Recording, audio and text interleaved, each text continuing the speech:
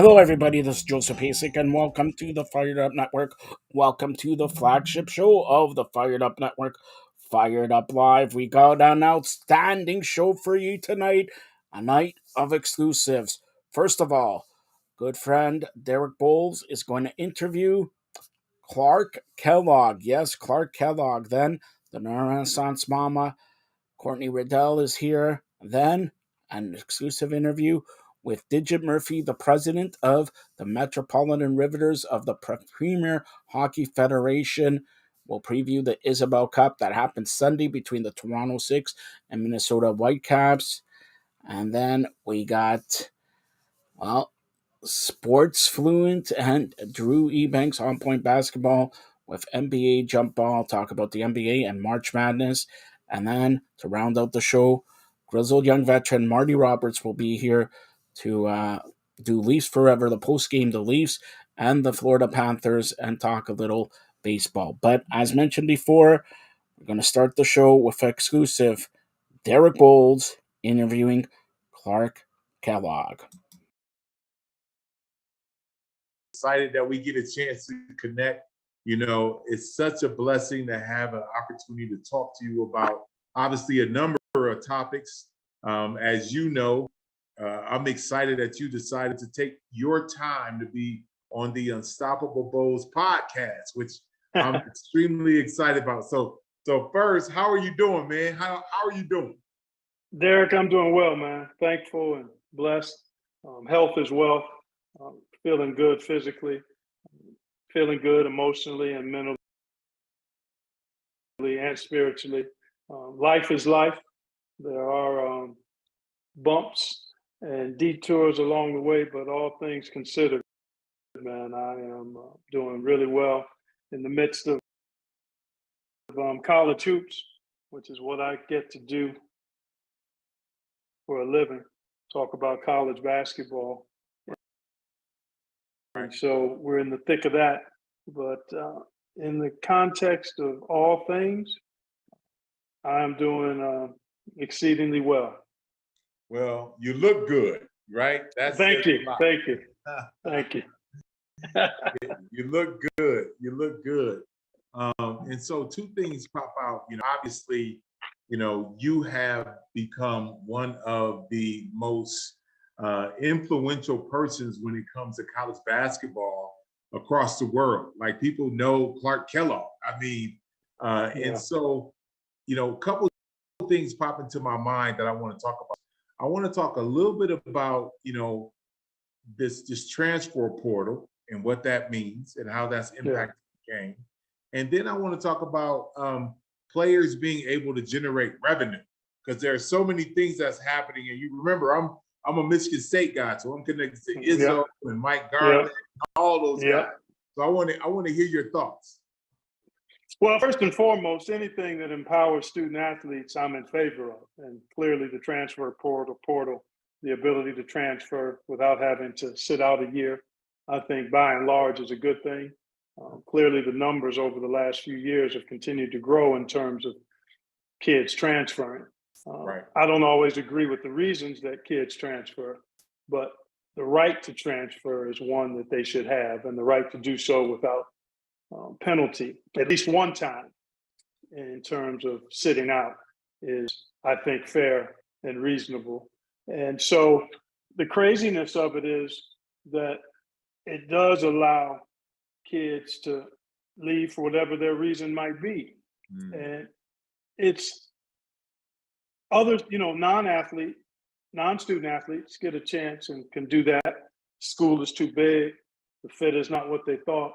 What's offered academically doesn't fit, or they've changed gears, or whatever. So I don't think there's any reason that a student athlete, somebody that's on athletic scholarship, and we're talking primarily basketball and football, those are the two revenue driving sports. Those are the two that get the most attention across the college sports landscape, even though there are 500,000 plus athletes that are competing at the NCAA level, Division 1, 2, 3, and across the board. So when you think about the small numbers and yet the magnitude of scrutiny and attention that everybody gives to the revenue generators, then clearly there's some resistance, some headwinds around Sure. what it means. But I think it's healthy in the respect of, one, you should have the opportunity if you're so inclined to transfer. If you feel like you could get a better situation elsewhere, you shouldn't be restricted. And Sure. then the other thing is, in terms of the game on the floor, you know, it's allowed. There are a number of dynamics there. One is it's probably impacted how coaches recruit the high school kids now. Right. It may squeeze them a little bit because you can get a proven college player through transfer as opposed to waiting to develop and groom and grow a freshman player. So I imagine that's impacted the number of high school kids that get scholarships across the board, and primarily speaking basketball. But then it also does allow teams to maybe not take significant dips when they lose upperclassmen, because you have an opportunity in the transfer portal to stay experienced and all talented. Right. So I think that works to the benefit of teams and even players to some degree. So I'm in favor of it. I mean, I don't like to see kids pack up and leave because things get hard where they are.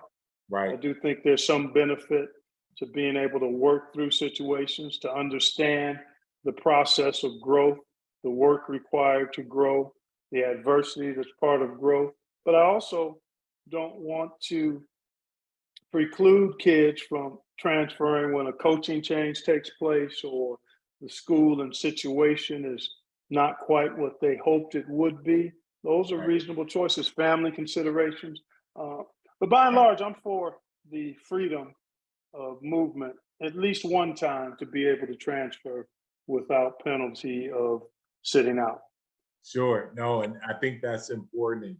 And I appreciate, you sharing your thoughts on that, because the truth is we live in a time where things change, people change, coaches change, visions change. And so being able to have the opportunity to really put yourself in the best environment, right? That's really what it's about. Put yourself in the best environment.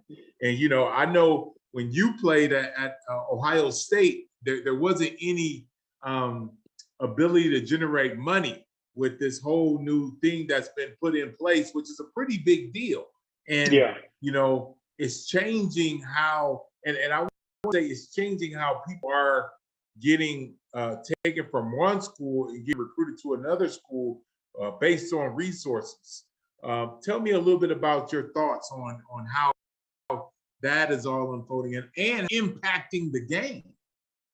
Yeah, there are a number of dynamics and elements to this whole landscape change, with name, image, and likeness now not being a hit, where student athletes can actually monetize their name, image, and likeness. To me, it's as simple as, just because you've earned a scholarship doesn't mean that you should be penalized for earning the scholarship. In other words, if students that are not athletes and not on scholarship can monetize their skill, brand, name, image, and likeness, scholarship in a particular sport shouldn't keep you from being able to do that. And it's long overdue. And I'm glad that we've come to this point. Now, it is crazy because the intention of NIL, as I look at it, is simply to not penalize a student athlete for earning the scholarship. If he or she has the ability and the desire to monetize their name, image, and likeness, there shouldn't be anything that prevents them from doing that. That's what the intention is, that if a gymnast, a basketball player, a football player, a women's basketball player, a volleyball player, you go across the spectrum of the sports, if they have the time and interest and wherewithal to monetize their name, image, and likeness, they should have that opportunity and not be denied that right or that privilege because any other student would have it. So I'm happy to see that come to fruition, that come into being. Now, the intention is not to be recruiting kids based on what your institution or your donor base can offer in NIL. And the reality is there are many student athletes will have a chance to earn and make some amount of money. We know sports now, kids that are on scholarship are pretty much committed to their sport year round. When I was in college in the late 70s, early 80s, I actually had a legitimate summer job. I was learning how to sell property and casualty insurance with a successful insurance agent in my hometown of Cleveland during the summers. And that was educational, it was useful, and I see NIL being the same kind of opportunity. You know, my hope is that there would be a real significant commitment to the educational component of NIL. Sure. Everybody talks about the bag, the money. Some of these numbers are so inflated and not real that it's hard to grab hold of where the truth is. But by and large, there are a few folks that are going to be able to make significant money because of their visibility and the institution they're connected to, the popularity of their sport. We know there will be a few, but those are outliers. Those are outliers. The real opportunity is to use NIL as a way to further the education of the student athlete. I mean, there's real life experience and education that can come from engaging in potential endorsement contracts. Right.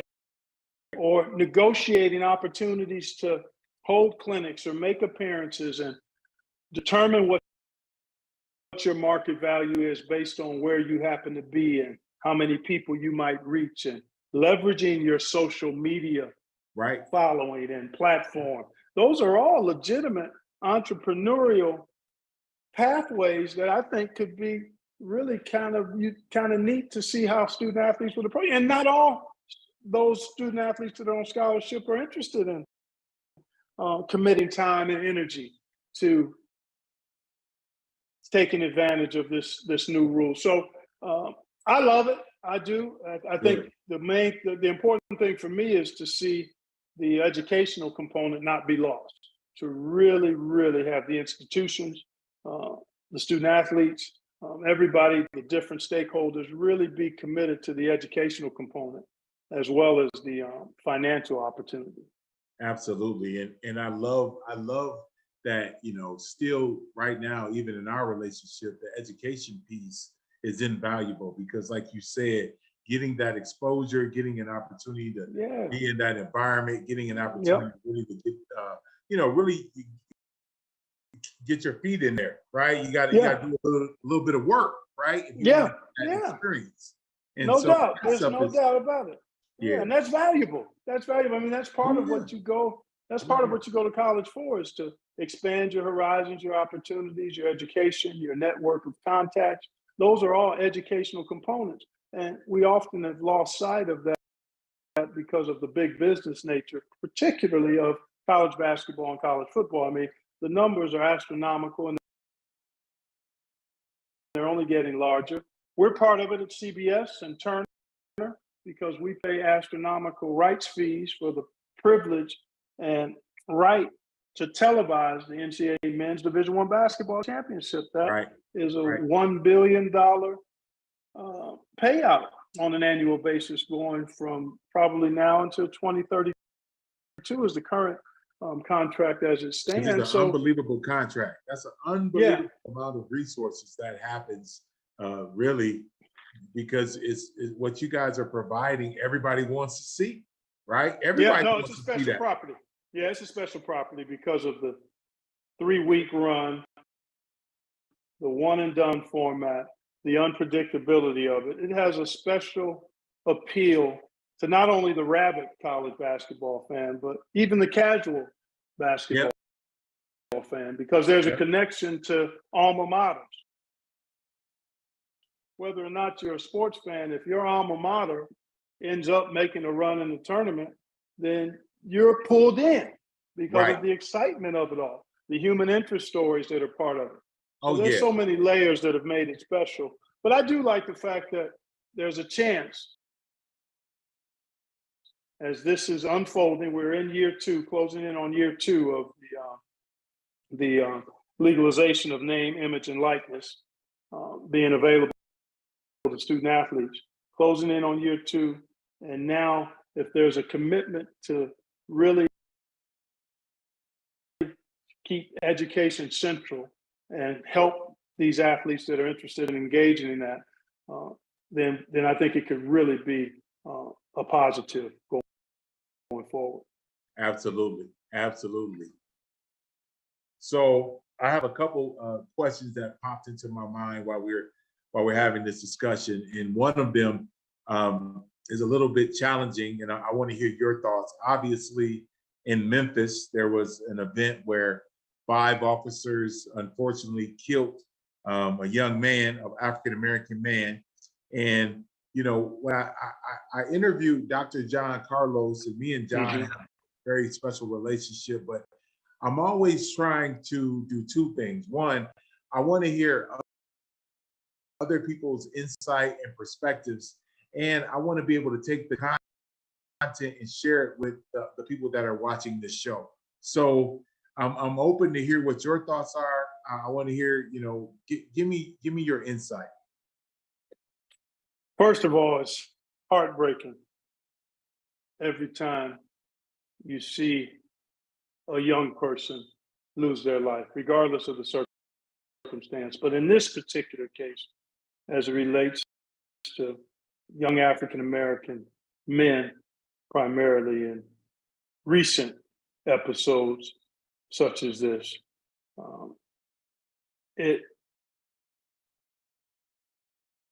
continues to drive home the level of the lack of respect for Black human life in some of these in all of these circumstances where unarmed African Americans have been shot by law enforcement. My dad and uncle were both Cleveland police officers as I was growing up. And the last thing they ever wanted to do was pull their weapon. The last thing they ever wanted to do was to pull their weapon. Right. I know I know things have changed. Things are challenging for law enforcement. But it just is so hard to get your head around why it seems to happen as much as it does to young Black folks, young Black men. Why is that so seemingly prevalent? Right. You can't ignore the number of cases in recent years, and not just recent years, but you know, going back historically in time. Historically, this lack of respect for Black life, this impulse to use deadly force when confronting an African American that in many cases may be violating the law, but does deadly force required in all of the cases that we've seen? Is that the best option and only option? And it seems that's too often a default option, or has been a default option for some in law enforcement. And I don't want to paint all law enforcement officers with the same brush, but there have been too many cases where it's been pretty clear that an overreaction and the use of deadly force has disproportionately happened with young Black men. Yeah, well, and first and foremost, I appreciate you sharing your thoughts. I mean, it's, you know, as you could tell from my interview, I want to talk about stuff that's relevant I want to talk about stuff that's happening real time. I want to talk about stuff that we're seeing day to day, like we're seeing it happen. And so for me, I feel like it's a conversation that we have to start having so that we can improve our current situation, right? That's really what it's about, right? We have to find ways. The other thing that pops into my mind, as you know, one of the things, as you know, from my health, everything that I face from the brain aneurysm, cellulitis, 2 strokes, heart surgery, defibrillator, back surgery, blood clots, and COVID-19, and I'm still here. I always think about what have been some of the adversity that you have faced navigating to influencing the game of basketball that you're doing right now. What type of adversity have you faced? Yeah. Well, I mean, you think about bumps and challenges that we all encounter. The magnitude of them, the duration of them can be different, but we all go through something that isn't pleasant and is difficult. A couple of things come to mind for me. One is having to prematurely retire from the NBA because of wearing away cartilage in my left knee. I was a promising young player, got drafted at 21 back in 1982, and by 26, 1987, I was out of the game because of a bulky left knee. My left knee couldn't withstand the rigors of playing NBA basketball after just 5 years of playing. And so to have that dream realized, taken away when it was much sooner than I had hoped or even anticipated, was really difficult because basketball provided me with a college education. It had provided me with a sense of purpose and joy, a livelihood that gave me opportunity to do things for my immediate family and others, put me in a reasonably good starting financial position back in the early 80s, and really was a huge part of my identity. It was an affirming component of my identity, excelling in basketball. And this culture and this world is, because sports are so highly esteemed, it's fuel for your identity, it's fuel for your ego. And it was a part of what I enjoyed doing and what I had proven to be good at. And then all of a sudden, it's gone. And now you're not lost, but you're missing a part of you that's been so central. I think of the loss of my parents, my mom, when I was only 33, and she had gone into the hospital for a stated relatively minor surgery, and complications arose, and she ended up dying within 24 hours of actually going in for what we thought was a minor surgery back in March of 94. I was just beginning to excel and move up in the world of broadcasting, and she never really got a chance to see me get to CBS full time. Losing family members, just lost a sister recently, suddenly, unexpectedly, 58 years old, and found her dead in her apartment, and back in July. And life comes at us all. We all have challenges and difficulties that are part of navigating an imperfect, fallen world. And yet, in the midst of that, I've stayed hopeful because of my faith in God, but also the love and support I have from family and friends, a sense of purpose for how God would have me to live, even in the midst of disappointment and trials and adversity. But those are a couple of the things that come to mind when I think about,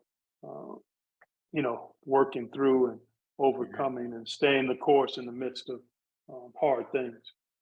Well, first and foremost, Clark, I just appreciate you sharing that. That says a lot. And I also appreciate your level of faith. I mean, your faith is unbelievable. It takes me back when me, you, and Tony Dungy connected and had dinner. I remember us having that time together, which is powerful. Yeah. I want to say a couple of things that pop into my mind.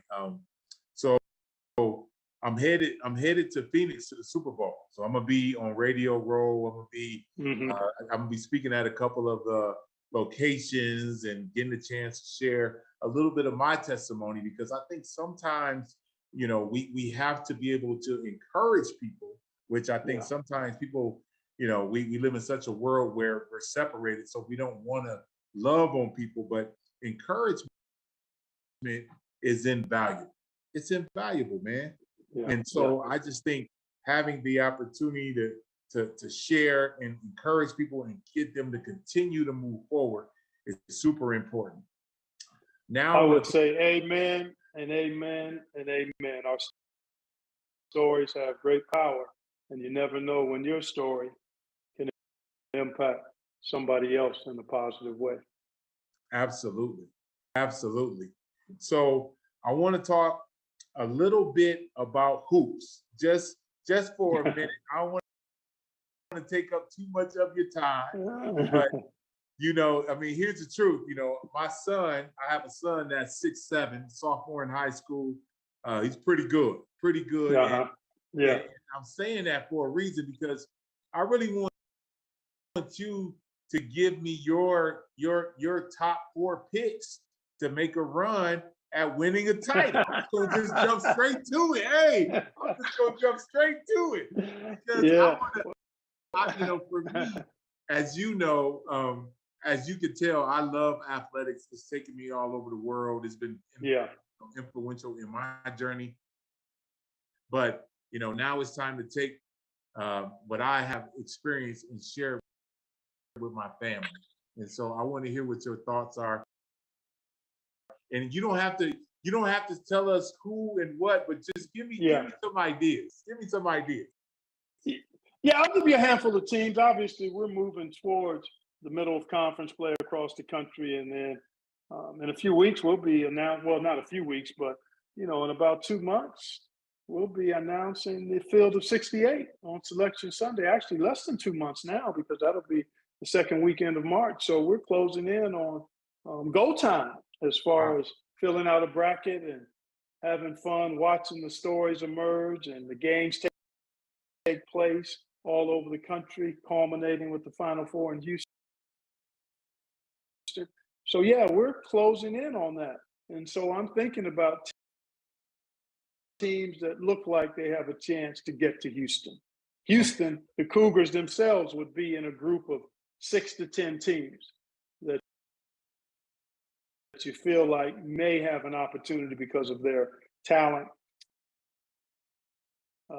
They're a little younger than they have been in the past. Sure. So that gives me a little pause, but clearly the Houston Cougars would be on a list of potential Final Four candidates. I also think Purdue has really, really impressed me with how well they play around probably the most unique guy we've seen in college basketball in 15, 20 years. When you think about Zach Edey, his size.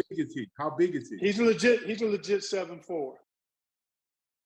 He's a legit 7'4" and closing in on 3 bills when you talk about his weight, and has quite remarkable agility for a guy of that size. Really good touch, great competitive spirit. I mean, he's extremely impressive. I think he's the leading candidate by a pretty good margin for National Player of the Year. Player of the year. The Purdue Boilermakers are deep. They've got young guards, which gives me a touch of pause, but they clearly are worthy of the #1 ranking and will certainly be one of the teams that could make a run all the way to Houston. Alabama is another team. Tennessee, both of those squads out of the SEC are really impressive. I've been keeping an eye on Virginia too. They've got an experienced group, a cohesive group, not making a bunch of noise, but they put together a nice winning streak. So I clearly would have them. I love what I've seen from Creighton of late. They were picked to win the Big East at the beginning of the season, hit a bit of a skid when they lost 6 in a row, but injuries and the opponents had a lot to do with that. But Creighton, I think, is a dangerous team. Now I'll give you one more. Indiana. Okay. The record not as sterling as some of the other teams that I've mentioned in terms of the overall record, but they played a really tough schedule. They've got a terrific player in Trace Jackson Davis, All-America for sure. Oh, yeah. And so they've got a team that's starting to hit its stride. Creighton and Indiana both are teams that, to me, look really dangerous for a postseason tournament run. Absolutely. Well, and again, and that's why I love, asking you that question, because, your words mean a lot, because people are going to listen to what you say.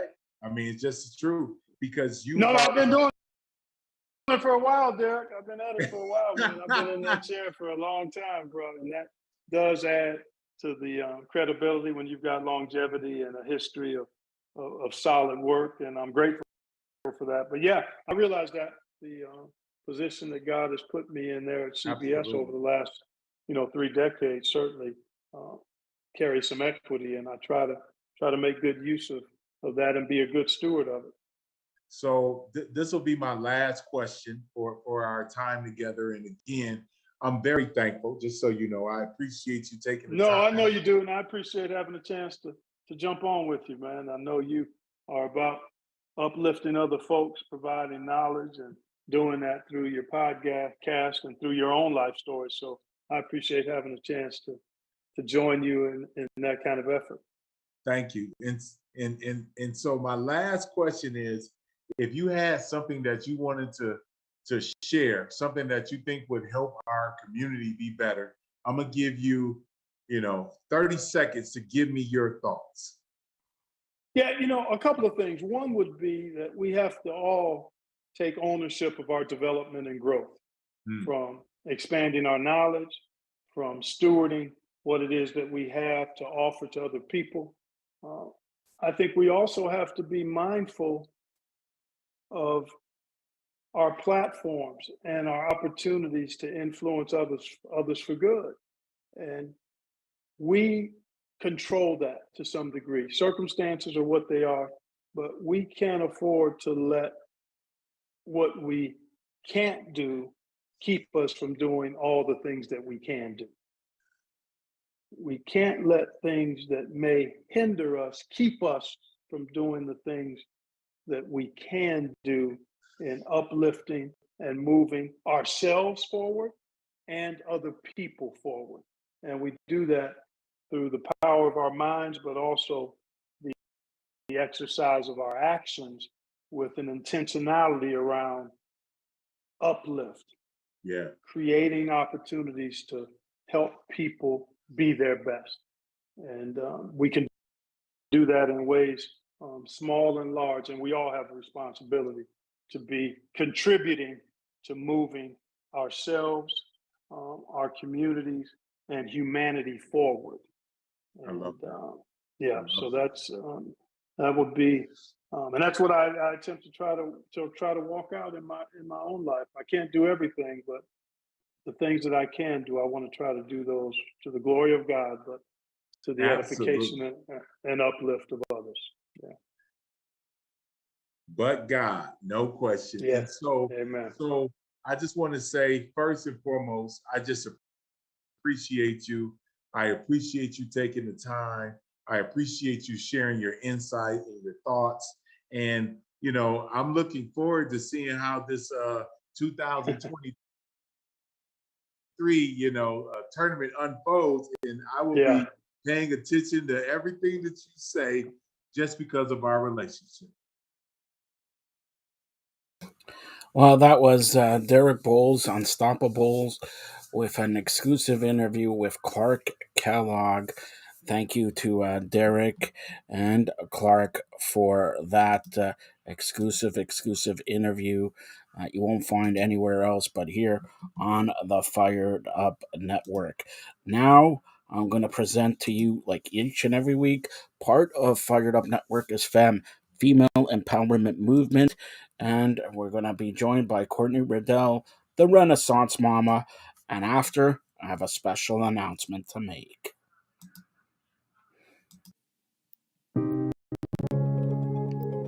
Hi, friends. I'm Courtney. I'm a performer, speaker, and a writer. I'm a mama to 3 crazy boys and a super sweet dog. I decided 12 years ago that I needed to create a business that worked for me instead of me working for it. I'm a multi-passionate entrepreneur who may be considered a serial entrepreneur by some. But then I realized that all of my businesses focused on connection, community, and creating an incredible experience. I cannot wait to share with you how to make small but mighty changes in your life to affect your overall well-being and create a life and business you want to get up in the morning for. That's right, my friends. I am the Renaissance Mama.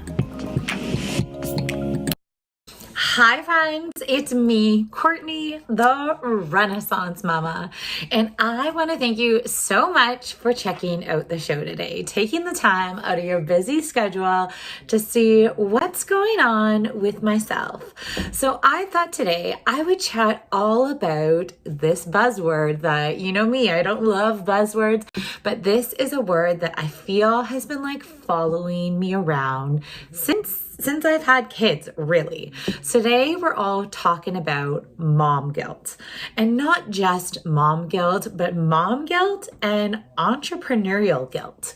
Because I think if you're a parent and you have a business, you are getting hit from both sides. So first of all, when we're talking mom guilt or parent guilt, we're talking about that feeling of like, guilt and just dread that you have sometimes when you're a parent and you are just really questioning your, the things you do as a parent, how you parent, what your kids are acting like. Sometimes I find where I found it hit the most was when I would choose to do something like work or how I spent my time or how I put my effort, and I put it into work and my business rather than my children. That is when I personally found the mom guilt hit the most.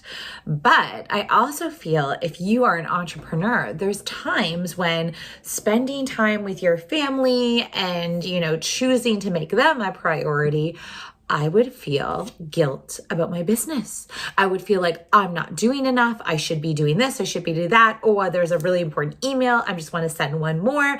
So it's that very much struggle of feeling the guilt, feeling the feelings. How do you work past it? How do you continue to move on and try and not be so hard on yourself?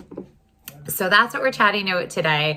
I don't know if it resonates with you, but I really hope it does, because I feel like mom guilt, parent guilt is one of those things that is just thrown out there all the time, but so many people are affected by it.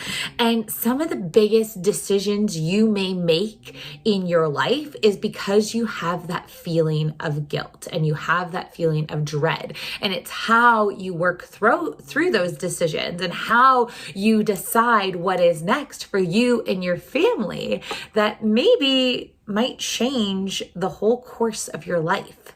Maybe it might change your career, might change how you bring up your children. There's so many elements to it. So yes, it is a buzzword. And you know me, I hate those buzzwords. It's a buzzword, but it also is a feeling and a concept and an idea that I feel like a lot of people are trying to work through.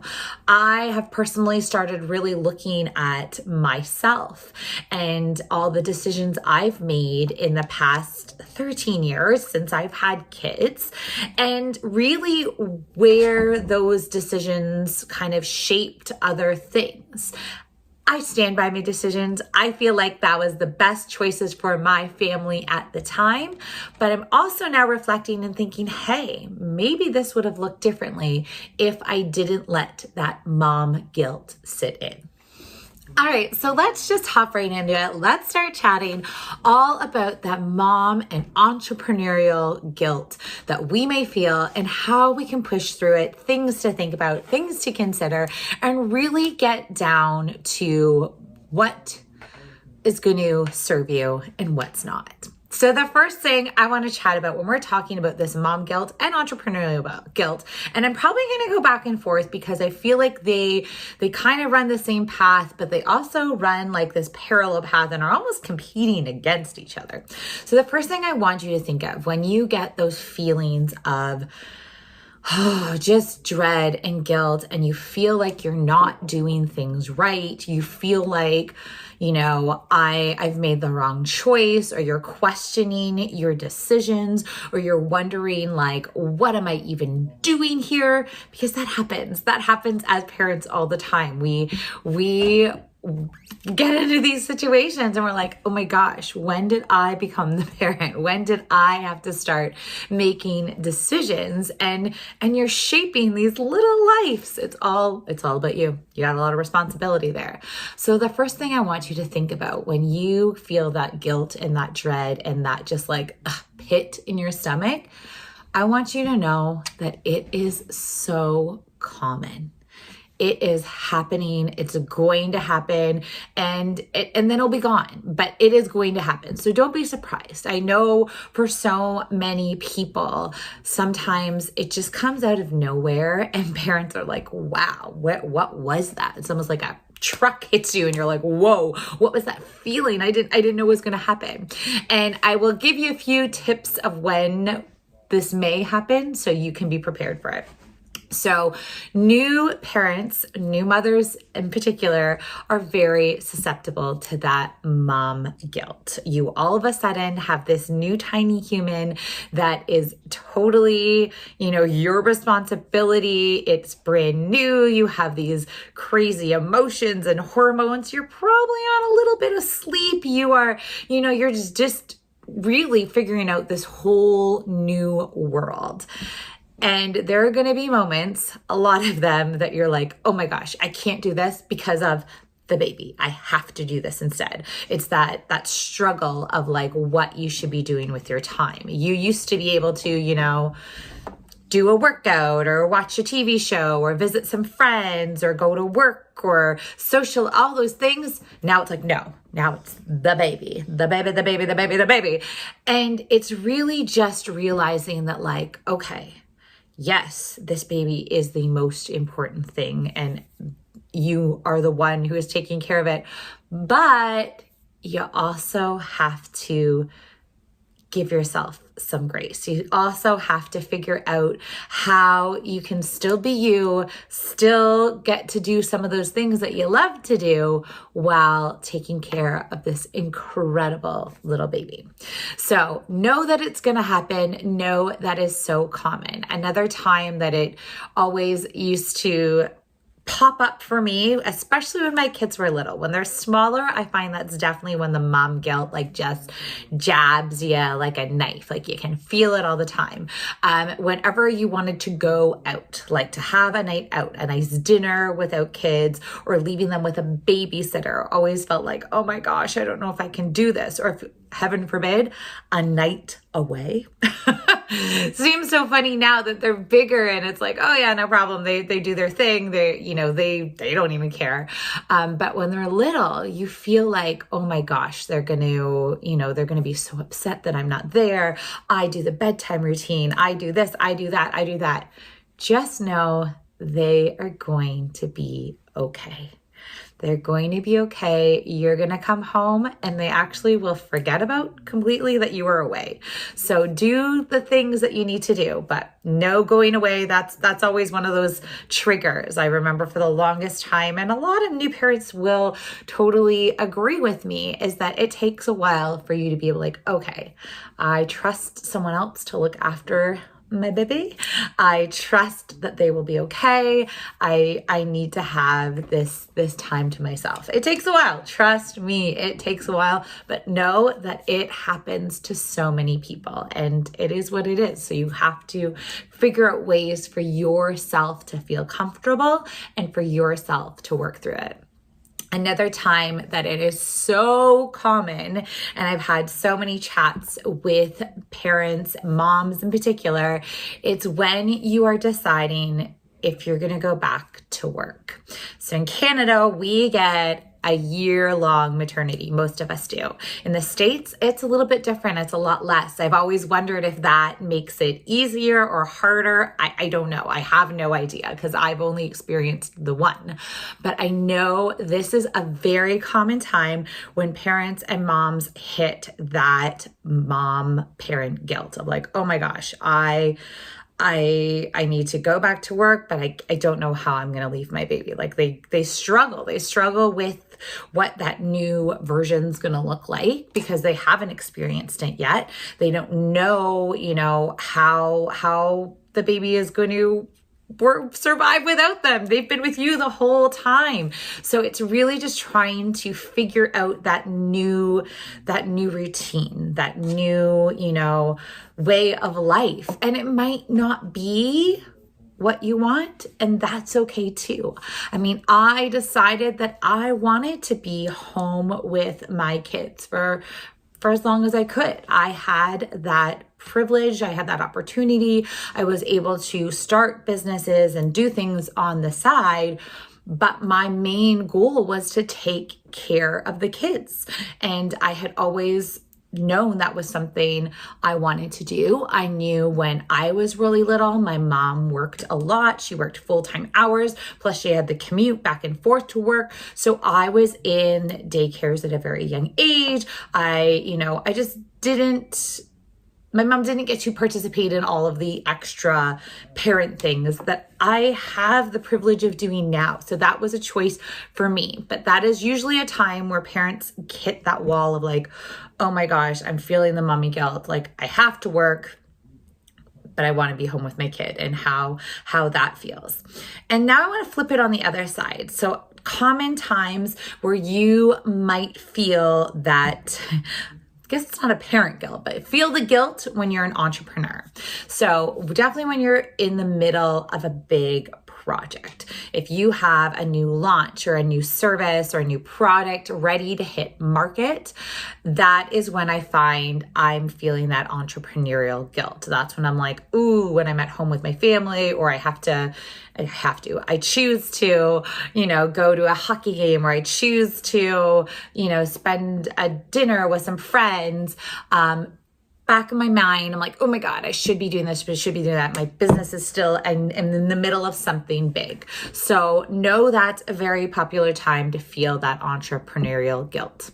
Also, sometimes I feel that entrepreneurial guilt. I didn't this time. I was very good. But when you're on a vacation, when you said, no, thank you. I've got to do this. And I find that happens when you haven't set yourself up for success, when you haven't done all the things, when there was like little pieces that still are unfinished or things that could happen.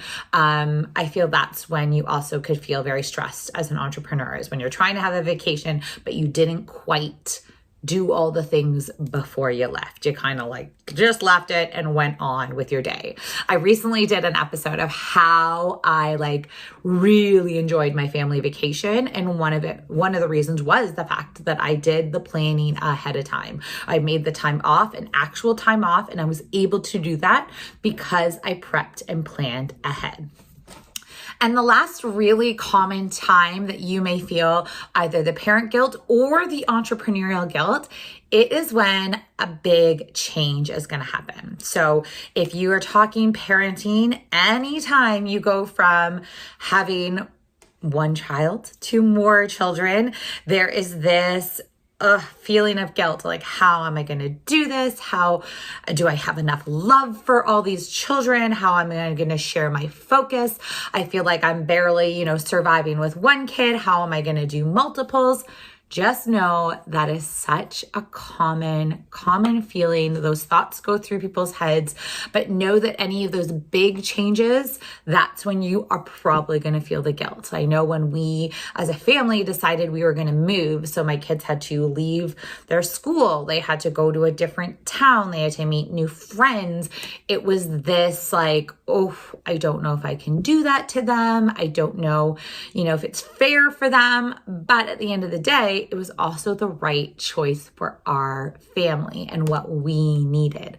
So really knowing that big changes are going to be a time when the guilt is going to creep in, because you're deciding, you're weighing the pros and cons. You're really just trying to figure it all out, and you don't know the outcome, right? Big changes means there's going to be something. Change is uncomfortable for everybody. You don't know the outcome. You don't know what's going to happen.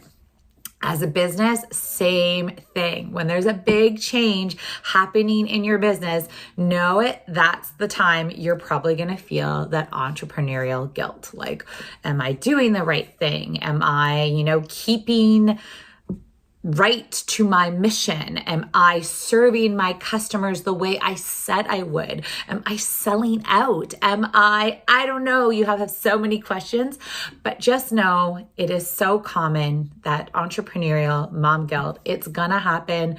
I shared with you some of the times that you can probably expect it to happen, but know it's gonna happen and you can work through it. So the second thing I want you to think about, when it actually does happen, when you feel that guilt, when you feel like, what am I doing? Oh, that pit in your stomach. I want you to give yourself some grace. I already said we knew it was going to happen. So it's like, okay, here it is. Now I feel it. This is what's going on. But I want you to just let it know yourself it's okay. It's okay, and you've got this. Let yourself know that you are doing the best you can.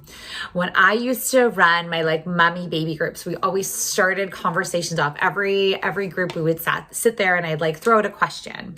And it was always my favorite thing when I would say what are people struggling with this week? Or what about this issue? Or have this ever happened to you? Or if this ever happened to you? And all the different things. And the thread was always this common feeling of am I doing this right?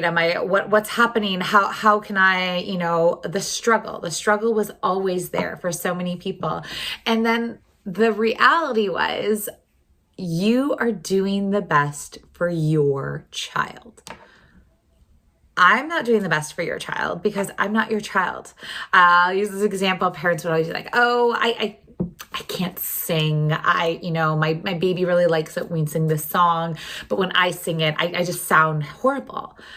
But I would remind them that your baby loves you more than anybody. So the way you sing it is the way your baby wants to hear it, because they just love it. They love you, right? So giving yourself that grace and knowing that you are doing the best things you can do for your kid, because that's what it's all about, right? It doesn't have to be the way someone else does it. It doesn't have to be the way you think it should be done. The way you are doing it is the way your child needs it done. And it's going to be the thing your child remembers. Now that my kids are getting that little bit bigger, it's always so funny. I'll ask them oh, hey, do you remember how we used to, do this or do that? And they don't. They don't. And like at the time, you are a parent struggling and conflicting with like, do I leave, like I said before, do I leave my kid home with this babysitter so I could go have this experience? They don't remember that weekend you left them with a babysitter. They don't remember, they just remember you were there. You are part of them. They remember maybe the gift you gave them at the end. They remember you had an incredible time and you told them wonderful stories. So what they remember, it's the important stuff. They don't remember all those questions in our head or the guilt we're feeling or all of those things. They don't remember it. They remember the important stuff because you are doing what you can for your family. So just remember that. Give yourself some grace. Know you're doing what you can. Know that it's the best thing for your family, and that's all you can do. And I think that goes with your business too. Give yourself some grace. You are doing the best thing you can for your business. And in the end, it's about you, your values, what you stand for, who you're serving. That will all come through because it's still you. If you are representing what you're all about, then it will come through. You are doing the things that feels right for you, that's right for your business. The next thing, and this is one that I actually originally called it the time money struggle. But I actually now, when I'm reevaluating it, is I think it's like the time money juggle. And why I say this is that I feel like you go through different seasons as a parent, as a business owner, and it's this juggle of what's more important to you right now, your time or your money. And you don't always have a say. Like sometimes it's said for you. Sometimes you need money. When you need money, you're going to have to give up your time. When you have money, you can pay people to do things so you can get that time back. But I think it's more of a juggle than it is a struggle. It feels like a struggle sometimes because it feels crappy to try and decide what's more important at the time, especially coming from somebody who's a little bit thrifty with their money, to eventually say like, I'm going to spend it. But it's worth it in the end if I'm getting that time back. But I think there's a juggle. There's a juggle so much. So let's chat parenting first. You are going to hit a mark where you're like, okay, I need to go back to work. I need to make money for my family. I need to, be contributing. I need to do these things. But if you don't have a certain career, maybe you're not making a certain amount, there is a point where you will hit that you're like, okay, if I go and work this job and then pay for this daycare, am I breaking even?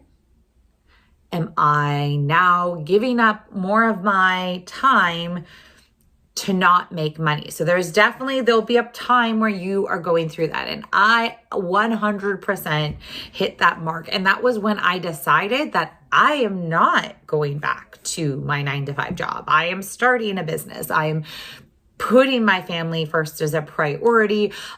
It was a long decision though. It was a long conversation with my husband. It meant that we weren't going to be able to do things, that other families with 2 incomes at that time could be doing. So it is definitely a decision to make, but know you are going to hit a point when you are, as a parent, deciding, okay, what does this mean to me? And know there are probably more options than you think there are.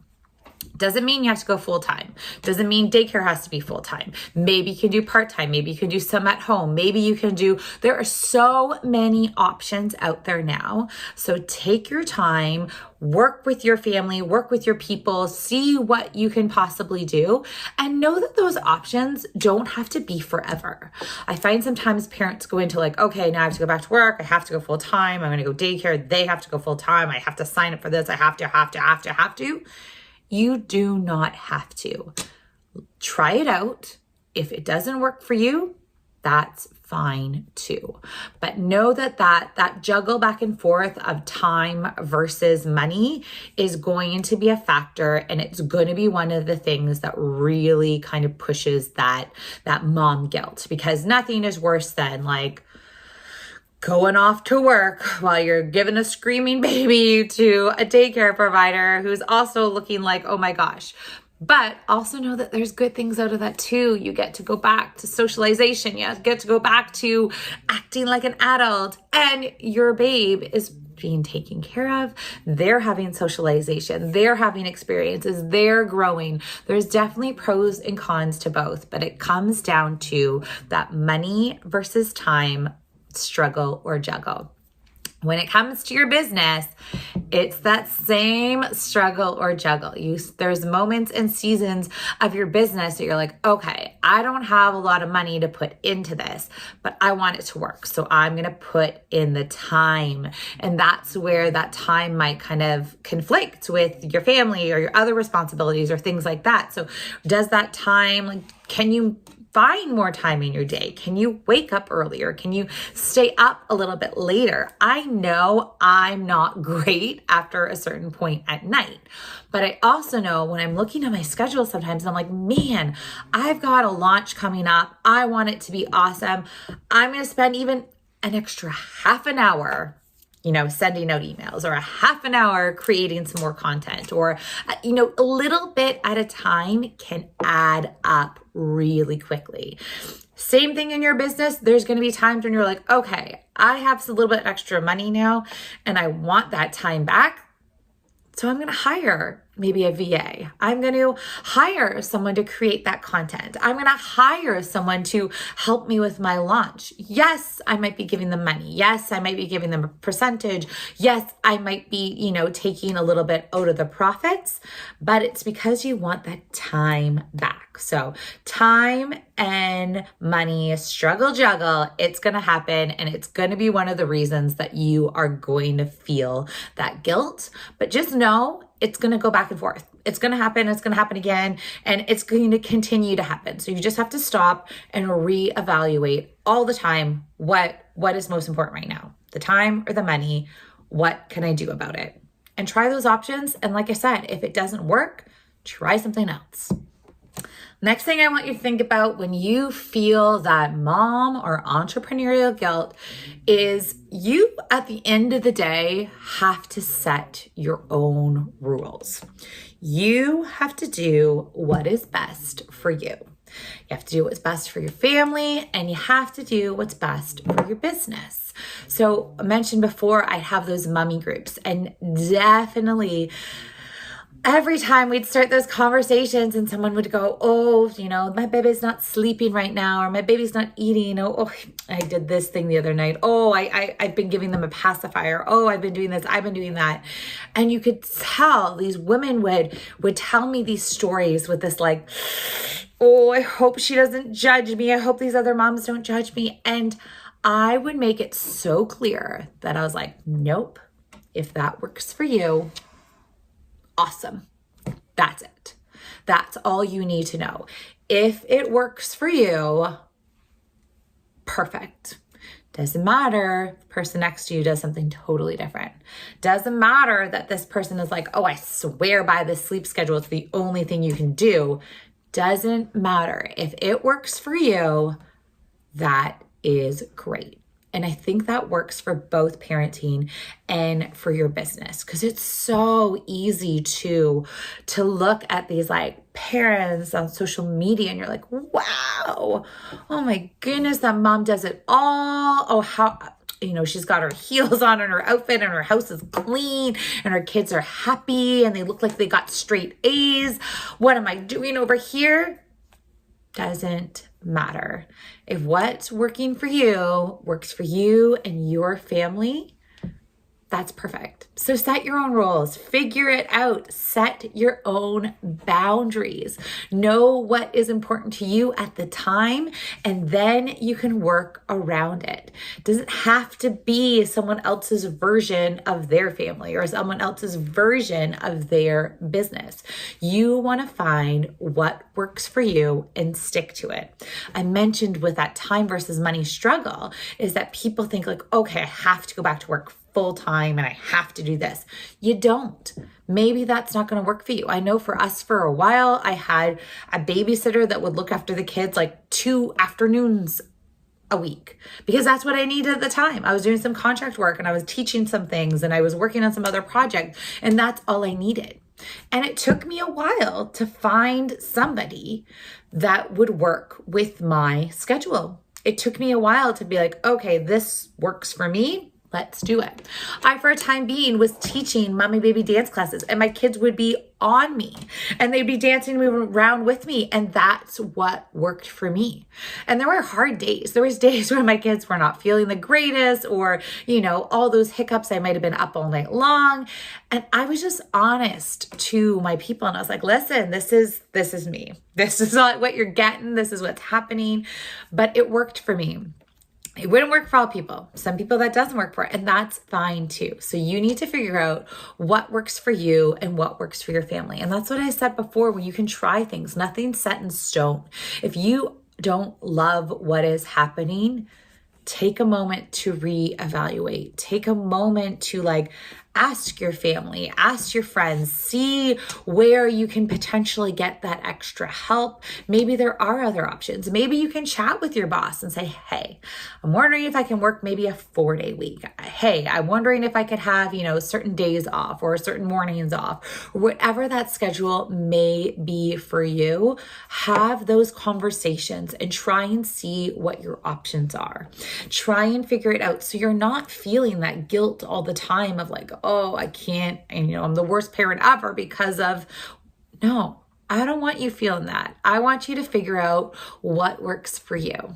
When it comes to your business, it's the same thing. You want to figure out what works for you in your business and try your very best not to compare because once again, it's so easy to see these other people and their businesses and how they grow it and how they develop it. And they're doing this, maybe I should be doing that. Oh my God, on their podcast, they're talking about this and I'm kind of all over the place. No, figure out what works for you. And when you're talking business, what works for your ideal customer, right? Because yes, things could work for me, but if no one's buying from me, no one's engaging with me, then it's not going to work. So figure out what works for you and your ideal customer and really build that relationship. And once again, it's going to be trial and error. There's going to be things you try that totally fail. Then there's going to be things that you're okay, this works. This might not be the same as somebody else's business, but that's why it works, because it works for you and it works for your ideal customers. The next thing I want you to think about when you're thinking about that parent guilt, entrepreneurial guilt, and listen, if we're throwing out buzzwords, I might as well throw another one at you. You want to think about self-care. All right. So yes, mom, parent guilt, entrepreneurial, it sucks. It makes you feel not so great. But self-care, it's a buzzword I could probably hop on board with because you need to make the time to make yourself feel like yourself again. One of the biggest things I always hear from parents, new parents in particular, is just this where did I go? Who is this new version of me? My whole life right now is looking after this little human, making sure they're okay, making sure they're safe, making sure all their needs are met, that you forget about yourself. So the first little bit, it's going to be hard. You will definitely like miss those showers, forget to eat, wear the same clothes like weeks in a row. All right, maybe not weeks, but definitely days. I remember one time a friend came to visit me and we're taking cute little pictures, and I looked at the pictures later and my hair was so gross because I didn't know when I had last showered. No idea. It's going to happen, but no, you do need to make time to look after yourself. And that means making sure you're eating, getting some exercise, taking care of yourself, and just doing those little things that make you happy. And your version might be different from my version. Your, things that make you energized and feel good and feel like you again might be different from mine. So figure out what those are. Figure out what it is that really makes you feel great. Because those were the times that I found mom guilt was not there. It's so funny. Like when my kids were really little and I went out and I had to work or stay at a babysitter or do that, and I felt that stress and that drain of like, I feel terrible that they're at a babysitter while I'm working, which is funny because you need the work to bring in the money. But I would go do my workouts. I loved working out. I went to the Y. It became part of our routine, and they stayed in the play care area. And I was fine with that. They loved it. I loved it. I got the self-care I needed. I felt good. Then we would continue our day with, having a little lunch, a little playtime, a play date. Life was good. Life was so nice. And I think I didn't feel the mom guilt in those situations because I knew how much the self-care was like bringing me back to who I was. I knew that self-care was something that I desperately needed, and it made me feel so good.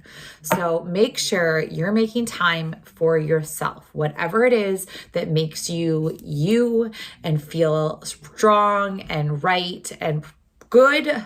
Make sure you're making time. And that works with your business as well. Because there are times when you're like, I'm in the middle of this thing. I'm so pumped. I'm excited. It's good. But if you're not taking that moment of like, hey, I'm taking a break from the business so I can look after myself, then you're still going to get that guilt and that drain. You're going to get burnt out. The result that you're trying to get for your business probably isn't going to happen because you're draining yourself. You don't have anything else to give, and it's not going to happen the way you want it to. So make sure you're taking time and giving yourself a little self-care. Next thing I want you to think about when we're thinking that parent guilt, that entrepreneurial guilt, is really to know that it's not going to be forever. It's not going to be forever. And you hear that from other parents or entrepreneurs or that are at different stages than you are. And you kind of go like, okay, I hear it. But I really want you to hear it. It's not going to last forever. So I want you to be very confident in the choices you make.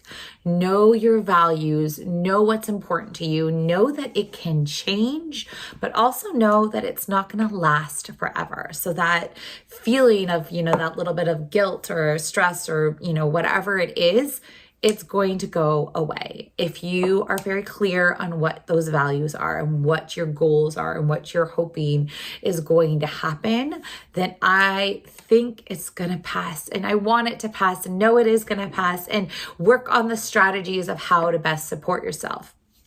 Also, when you're making these decisions, I want you to really think through all the decisions. And this is one of those things that like just recently I've been kind of reviewing in my head. And I said it at the beginning of the episode is like, I stand by my decisions. I don't know if even at the time I realized that's what I was doing when I decided, not to go back to work, and I decided to create a business, and I decided to create this world of flexibility because it worked for my family. But I don't know if I really ever kind of looked at all the pros and cons. I didn't take the time to really evaluate what my decisions meant. And now looking back on it is I do see there were times where I had an opportunity or a project or something that I was working on that I loved, that I had passion about, but I restricted myself.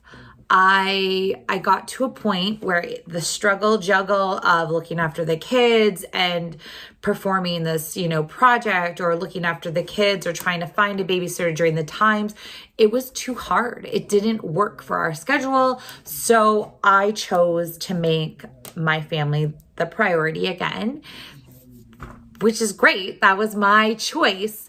But now looking back on it, I'm wondering if I had chose differently, would I be in a different spot right now? I hit last year and I was like, I feel like I'm waiting for something to happen. And I think I put myself in that spot because I kind of was. I was making my family such a priority that I forgot to put myself up there. I forgot that if I want my business to grow, I need to put that time into it. I forgot that, yes, my family is the priority, but if I don't do the other things, nothing else is going to happen. So knowing that now of like, okay, my choices are my choices and I stand by them, but also kind of reevaluating and like really knowing what your choices mean and making sure they line up for your values and your priorities and what you want your end goal to be. When we talked about that time, money struggle, there are times where you may work and literally give your paycheck to the daycare provider. But if the end goal means you keep this job that you love, that maybe you're going to move up in, that there's opportunities down the road, that is your choice. That is your vision. That is your values. That's what's your end game. That's what you're working towards. Then it makes sense. So just take that time to really check out your values, know what your decisions are going to mean and how they really are going to affect everything. That works with your business as well. Like you could start with this vision of like what you want your business to be. And then when it may not line up with your other parts of your life, like your family, your responsibilities, all those things, sometimes it takes a moment to like, okay, I've got to stop. I've got to reevaluate and see, does it line up with my values? Know that my choices might mean this and how that's going to look, how that is going to feel. And that's where I'm at now. That like, I know I want location freedom. I want flexibility. I have finally figured out ways to create something that I can achieve that. So now I'm putting my head down. I'm working on it. I'm getting super pumped. I have a launch coming up that I can't wait to share. But it is because it's taken me a while to figure out, wait a second, this is what I want. Let's make it happen. So know your choices, what they mean, how you're going to get there, and make sure your values are just part of the whole way. You don't want to forget about those. You want to make sure they're part of your decision making. All right, my friends, I feel like I've been chatting for a long time, but I also feel like this subject is something that is near and dear to my heart. It affects so many parents, it affects so many entrepreneurs. I just want you to know that you have got this. At the end of the day, you are who you are. You're doing the best you can for your family and your business, and do not let that mom guilt, the entrepreneurial guilt stop you. Don't let it stop you from being the amazing parent that you are, the amazing entrepreneur that you are. Know it's going to happen. Know that it won't last forever, and know that you are doing what you can, and it is the right thing to do. All right, friends, I hope you like this episode. I would love to hear from you. Hop on therenaissancemama.com or on Instagram at Courtney Renaissance Mama. And I want to hear from you. What is the thing? What is the thing right now that is like making you feel the mom guilt? Or what is the thing right now that's making you feel the entrepreneurial guilt? Because I think if you just share it and you throw it out in the world, number one, you'd be surprised at how many people are like, oh my God, I feel that too. Oh my goodness. Or the opposite of like, you shouldn't worry about that. You're this instead, or you're that instead. Like, I want to start this conversation and get it going and know that like, mom guilt, entrepreneurial guilt happens, but it also doesn't need to. We can ditch it. Goodbye. So long. We don't need you. All right, friends. Thank you so much. I will chat with you later. Bye for now. That was Courtney Riddell, the Renaissance Mama. Every week, part of the Fired Up Network is female empowerment movement, FEM. Courtney, a big part of the FEM movement, uh, a big part of the Fired Up Network. Now, this Sunday at 9 p.m., Toronto is in a hockey championship game. Yes, the Toronto Six for the PHF Premier Hockey Federation takes on the Minnesota Whitecaps, and no better person. I know we have Taylor Woods, but no better person to talk about the Isabel Cup and the Toronto Six. But Digit Murphy, formerly the president of the Toronto Six, now the president of the Metropolitan Riveters, an exclusive interview with Digit Murphy.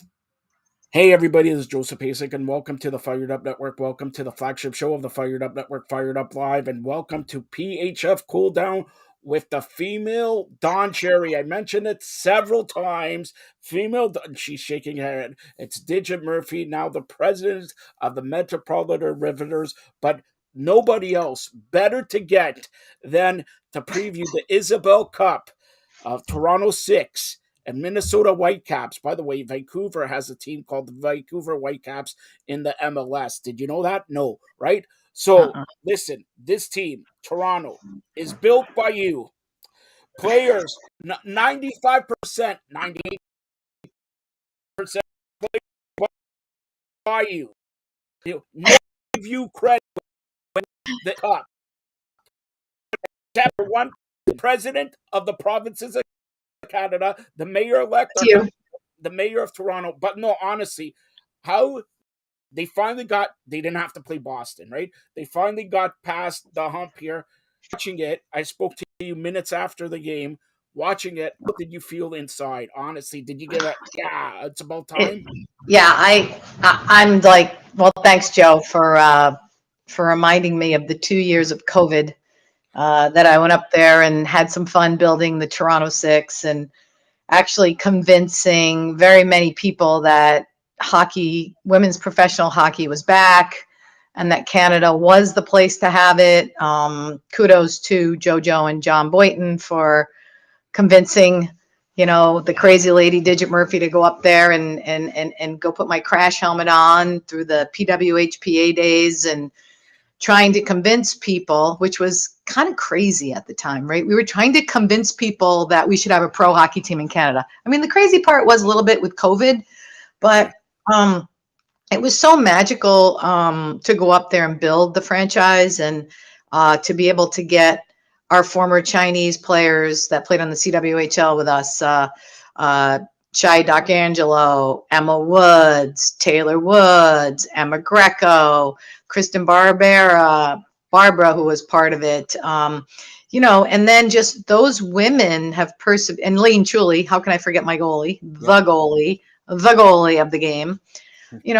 How could I, not give credit to those group of women who again took a chance on a team in the PHF during COVID and just taking this to another level. And, when you go back and you watch who is winning the games for the Toronto Six, it's Cheyenne D'Arcangelo, it's Emma Woods, it's Elaine Chuli, and those, Taylor and Greco. Like if you watch the game closely, Emma Greco, I mean, she just two-handed, I think it was Gerard or Marchment, to make sure that goals didn't get in. Like those kind of plays, or Chuli in game 2 shutting down the Connecticut team so that they could go to overtime, so that Shai D'Arcangelo could back check like a crazy lady to pick that stick up, send Emma Woods on her way to get that goal.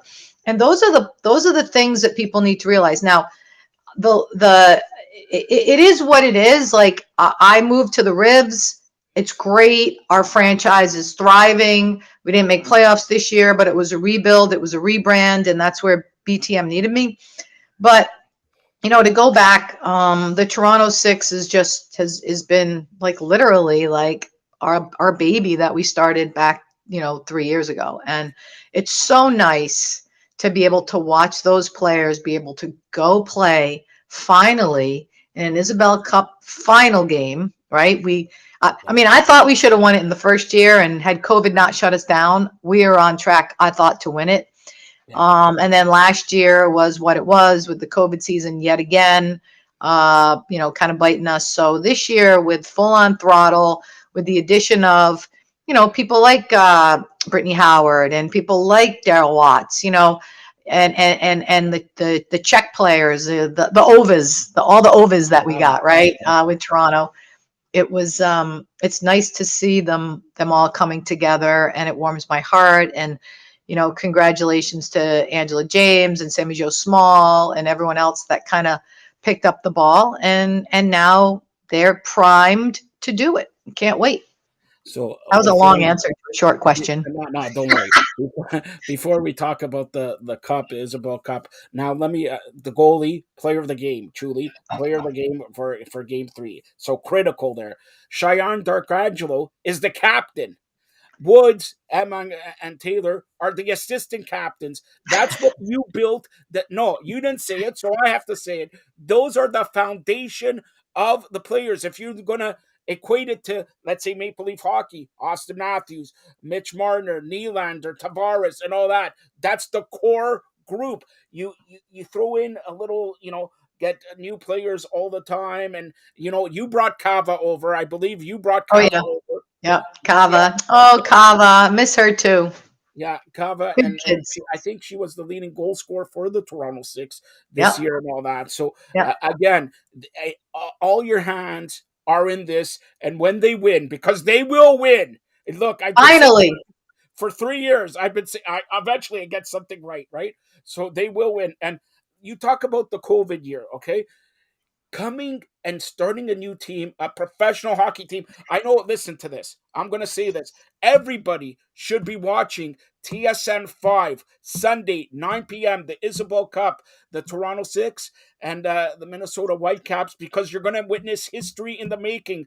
The first professional hockey team in Toronto. The Marlies are not a professional hockey team. The Marlies won the Calder Cup, but the Marlies are the AAA. They're not a professional hockey team. The Toronto Six are going to win the Isabel Cup, the first professional hockey team to win a championship since 1967. Digit wasn't born. I wasn't born.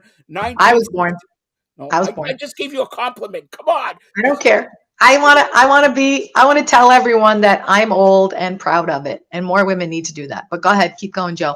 I'm a women's empowerment specialist. Like, look at my Athleta jersey. But go ahead, keep going. A key component of the Toronto Six. But honestly, let's get to the championship game, the Isabel Cup. But before we get to that, take us through, just give us a snippet of starting a new team in a different country, and COVID happens, and you guys, honestly, we were talking, we were doing shows before. You guys should have won the title then. Yeah, it was a strange year, right? You go up, you got to find a rink.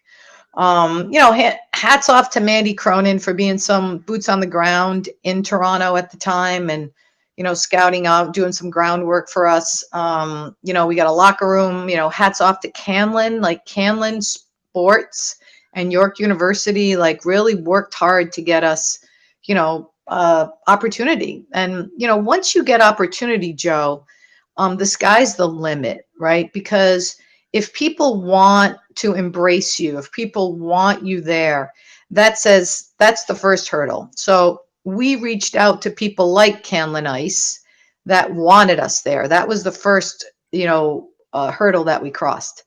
Then we reached out to the community, and the community at the time that we needed was some sponsors. And back in the day, before Athleta last year, we had RBC that was in our corner. We had Canadian Tire, who and now they're a huge sponsor for us. So you really need leverage to go up and into that environment, because at the time people forget the PWHPA was trying to shut down the PHF, and they still are, or they're a competing force, and it was difficult. But as time goes on, and it's 3 short years, and people evolve, and COVID kind of dissipated finally. I mean, it was really hard for me, Joe, because like I couldn't go back to the US. Like that was really tough. Like I didn't get to go back for Thanksgiving, my birthday, holidays. Like I was literally up there snowbound. And thanks to a couple of my friends living That's up right. there, I gave you the best birthday present ever. So it was great. Yeah, you did. And so, you know, when we did finally get to the bubble, oh, and the other thing that was so cool was that I still say it was one of the best coaching moments of my life because I got to coach with Lisa Haley, who was a longtime head coach for not only Ryerson, but his coach with Hockey Canada for years, and Spiros Anastas, who was at the time the head coach for the Brampton Beast, right? Having those three people on the bench and caring about the Toronto Six was huge, huge. And then all the volunteers who helped us out, you know, it was just welcoming and non-welcoming at the same time. We got with the right people who wanted to give us the right support at the time. And now we're thriving, which it takes time, Joe, and someone has to take that fearless step toward, you know, where you feel it needs to be. And I encourage, you know, all women in general, you know, because women sometimes are not as fearless as they should be, to be fearless, you know, and that's what, you know, Athleta is about. That's what Canadian Tire is all about. And the reason I mention Athleta is, you know, in year 2, Joe, Athleta really put us into the sponsorship, you know, category in Canada. Like they literally were the first ones to give us 6 figures for women's sports. And now Canadian Tire is just such a huge partner for us. And now we've got Origin Pets. Like these companies are doing a great job amplifying the message of women's empowerment. And that truly is what has to happen if women's sports is really going to take the next level. Take the next steps, and that's why it's important that we get the message out on your channel. Like, you know, you've always been a staunch advocate of women in sports. We need more of you. I hate to say that out loud to everyone out there. We need more of Joes. Let's go. Listen. It wouldn't be there if it wasn't. And I say this, the female version of Don Cherry, but you carry the flag all over. Be it hockey, be it lacrosse, be it everywhere. You told me this week you have speaking engagements. You have all this. Your team, Metropolitan, play in a shopping mall there. So like, and you're pushing the envelope even further in the U.S. about ladies empowerment and female professional hockey. And like I say, they're hockey players. Forget about female, male. They're professional hockey players, period. I think, Joe, that people are starting to see that. And the more exposure we can get on the airways, quite frankly, whether it's your show or whether it's TSN Linear or TSN Plus or ESPN Linear, ESPN Plus, people are going, this is a great product. And the other thing that people are seeing, what, you know, you mentioned we play at the American Dream, is literally people are walking by and going, oh my goodness, they're playing hockey. And it's like, it's women's hockey. They don't even know it's women at the beginning. And they're like, oh my God, it's women. And then they say, oh my gosh, there were Olympians on the team. Oh my gosh, they're international, you know, players that are at the top of their game. And now people are starting to pick up what we're putting down. One of the struggles that we're having, not struggles, but one of the challenges in the U.S., especially with the Riveters in the New York, New Jersey market, is that we've jumped around so much. You know, the fan base, we're constantly rebuilding. So I think getting better facilities, you know, that's one of the things that when I say Canlan, like Canlan embraced us, right? That 6-sheet arena. So now you've got that built-in audience. The American Dream embraced us. You know, we've got lots of people coming through. But, you know, if you're going to build that sustainable revenue model, Joe, you have to get to the 2,000 to 3,000 arenas like we did. Okay, I don't know if you saw this, but in the Boston game, you know, we packed it. You know, our team packed it. I mean, I say I'm the Riveters, but I also work for BTM. Our owners own the Boston team as well. So we packed that place with 1,900 fans, and that said a lot for the game. And we had to actually, the fire marshal came in and said, no more fans. Like, honestly, Joe, besides for seeing Wisconsin and some of those teams out in the Midwest, that was not a first, but it was special for us. So let me ask you this: as you grow the game, the PHF here, where do you like? If I say, okay, pick two teams where you would put teams in right now because you're gonna run it, and probably you're gonna run it in the next year or two. Where would they be?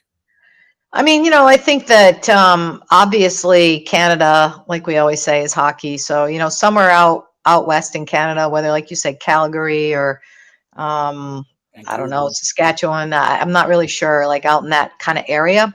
I think one team could go in Canada. And then, I always say that the South is the market. You've got Tampa, you've got Washington. I think those markets are probably ripe for hockey now.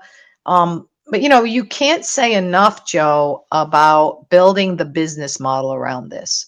And I I really caution uh, everyone to really to not just think about hockey. You have to think about the business, because you can't serve only at the pleasure of your owners, right? You have to serve at the pleasure of the community that's embracing you, supporting you, selling tickets. I'm sorry, buying tickets, for the games. And unfortunately, now we're only playing 24 games, right? So you have to play more games if you're going to generate more revenue. So there's still a conundrum around the business model that I think players and coaches and leadership need to start to think about that more, whether it's getting more paid people on the platform so that can spin revenue, or whether it's getting TV deals, or whether it's getting into bigger stadiums, whether it's getting more merch.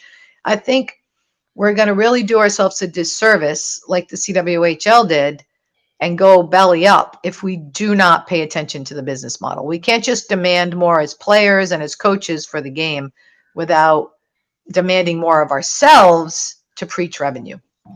So you mentioned 24 games here. In a perfect world, do you do you envision that eventually, like NHL going 82, but let's say not 82, maybe 40 games? Would It, that be a perfect scenario for you you know, guys? I'm not really sure, because I really think that before we decide how many games we're going to play, you have to do the math. You always Yeah, have to do the math, right? Because just because you play 40 games, it also means that you have 40 games, or, the difference, 16 extra games. That's yeah, 16 extra games in expenses, yeah, right? So, you may be able to build a sustainable model off 24 games, Joe, yeah. because maybe there's an appetite for television deals. Maybe there's an appetite for the Maple Leafs, hint, hint, to go out and do a bowl game. I call it a bowl game. Like, why can't the Maple Leafs, or why can't the Rangers or the Islanders support one game for us and give us the proceeds? Maybe that, helps us. There's a whole host of ways that you can generate revenue. It just, everyone needs to be rowing in the same direction in the boat. And I think that that's where we're headed right now. And we need some leadership decisions made on how we do So that. speak about leadership. I'm the president of provinces of Canada, so I'm You going to are. say this, and everybody from Brendan Shanahan of Maple Leafs, you want to play against the best, right? Brendan Shanahan, Maple Leafs. So when Sunday comes and the Toronto Six captures the Isabel Cup, you're playing against the best. So next year, forget about having like an all-star game, or skills, or playing at City Hall practice or whatever. Practice against a champion, and maybe you win a round. Maybe you win a round or two when you practice against a champion team. Yeah, Toronto Six should play against the Maple Leafs, and the That'd be money fun. should go to you guys, or maybe some charity and all that, and play at the Scotiabank Arena instead of playing at nothing against Caroline Ice Sports or Mattamy Athletic Center, formerly Maple Leaf Gardens. You should play. Maple Leafs should endorse it. Montreal should endorse. All the Canadians, all the original 6 teams in the National Hockey League should be endorsing Yeah. you guys. I love it. That's a great, another revenue generating model, right? And I think what's happening now, unfortunately, is there's like these divided loyalties, right? And you have this supposed other league that every year they keep saying they're going to come on and they don't. So it confuses everyone. And it's just sad to me, of someone who's like given their life to women's sports, especially hockey, that you have two women's groups dividing it. And instead of unifying it, someone like a Billie Jean King, who's been out on the forefront of advocating for women, I would think she could be the great unifier, right, of this. And it's sad for me. I would love to see her, uniting it somehow. I mean, I don't know exactly what the narrative is. I just know that, every day that I wake up and put my little warm-up suit on, I think about, how do we create opportunities for women, You all want me women. to tell you? You want me to tell you? This is Sure. the way, since I'm the president, okay? You're the president of the provinces of Canada. Yes, yes. And after I tell you, I should be the president of the United States. Okay. Wayne Gretzky, the best player in hockey ever. Michael Jordan, the best player in basketball ever. Billie Jean King with Serena and Venus Williams and all that. A conglomerate of people who are big shots. All right? Wayne Gretzky, big shot. All right? Michael Jordan, big shot. Good job.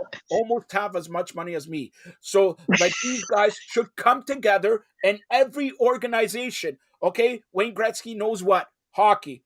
Big proponent of getting this two leagues into one. PHF, PWHPA, basketball, WNBA is thriving. Michael Jordan, be there. When these guys talk, it's almost as big as when the president talks. All right, when these guys talk, it's there. I call you the female Don Cherry. What about having a show, Don Cherry and you together, talking about hockey, not ladies, not men, hockey, hockey. I'm always open, for any conversation that, can help clear this up, because I think as we stay divided, we go slow. And, But why is there a this is, division still? Why is there still a division? You I, guys I are don't the know. league. I don't know. And like I said, to me, it's nonsense to be divided, because we're small enough as it is. Joe, we literally are in the US, sadly, the fourth, and, maybe drop into the fifth most important sport, in the country, because, you've got football, you've got basketball. Those two are just ginormous. You've got baseball, and then you've got soccer coming up on our heels, and hockey and soccer. I mean, hockey, of course, is, I think it's the best sport on the planet, but, I just feel like we can't lose any more traction. And everyone in hockey, including men's hockey, should be working together, because we're just such a small group of people when you really put us on the planet. And it's kind of cool, honestly, that we have so much of a say in sport, because we're a very regional sport. Yeah. We only play hockey in certain countries on the planet. So we've got a huge voice for such a small group of people. So to me, it makes no sense for men, women to be divided, men and men to be divided. We all should be rowing the same direction on the boat. But that's just me. Amen to that. Amen to that. All right. So Sunday, 9 p.m. at the Mullet Arena. I'm growing my hair a little Mullet. bit. You got a mullet back there? No, I don't. Okay. No way I'm going to wear it. I'm back in 1970 with my chest hair and everything like that. You're looking good. You're looking good. I look amazing, by the way, did you? Anyways, Sunday, okay, the Toronto 6, Minnesota Whitecaps. Let's break it down. Is it nobody better to break it down? Don't show any bias. I know where we're going here, but for Minnesota to win, what do they have to do? Well, obviously, Levier has to play amazing. I think honestly, they just have to play the same way they played against Boston, which was they played a team game, no penalties. And I think that that actually helped Toronto in that last game against Connecticut. And it's interesting to me, Joe, that the all year the officials were calling so many penalties. So I think that the key to the game for them is stay 5-on-5. Levier, stands on her head, and then they just pop a few in. I mean, if you look at Minnesota, they were scoring goals. Different players, like one kid scored the goal the first time ever, right? So they just played this really cool team game that they hadn't played all year.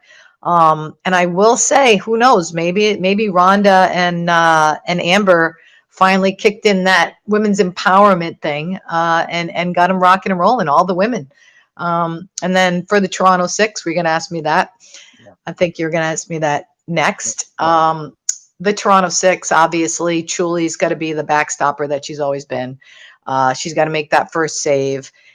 Toronto, for me, their weakness is their team defense has been their kind of Achilles heel, but I think they solve that against Connecticut. But you got Shy leading the charge. She's just got to be solid all the way through the middle of the ice, and lead them in a direction of power. They got to throw a lot of pucks on Levier.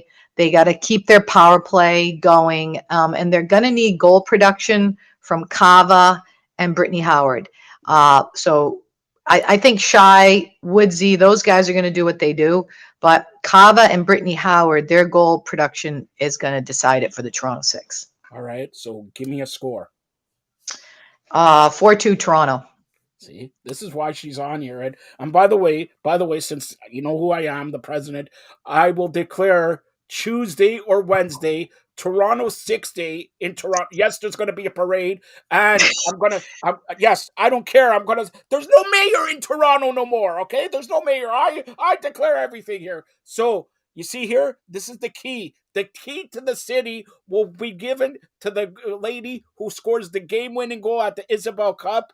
And you know who's going to be her first goal of the year? It's going to be Taylor Woods. I said it here. It's going to be Taylor Woods. Do you agree with that, Digit? I would love to see Taylor Woods. Taylor is our unsung hero all the time.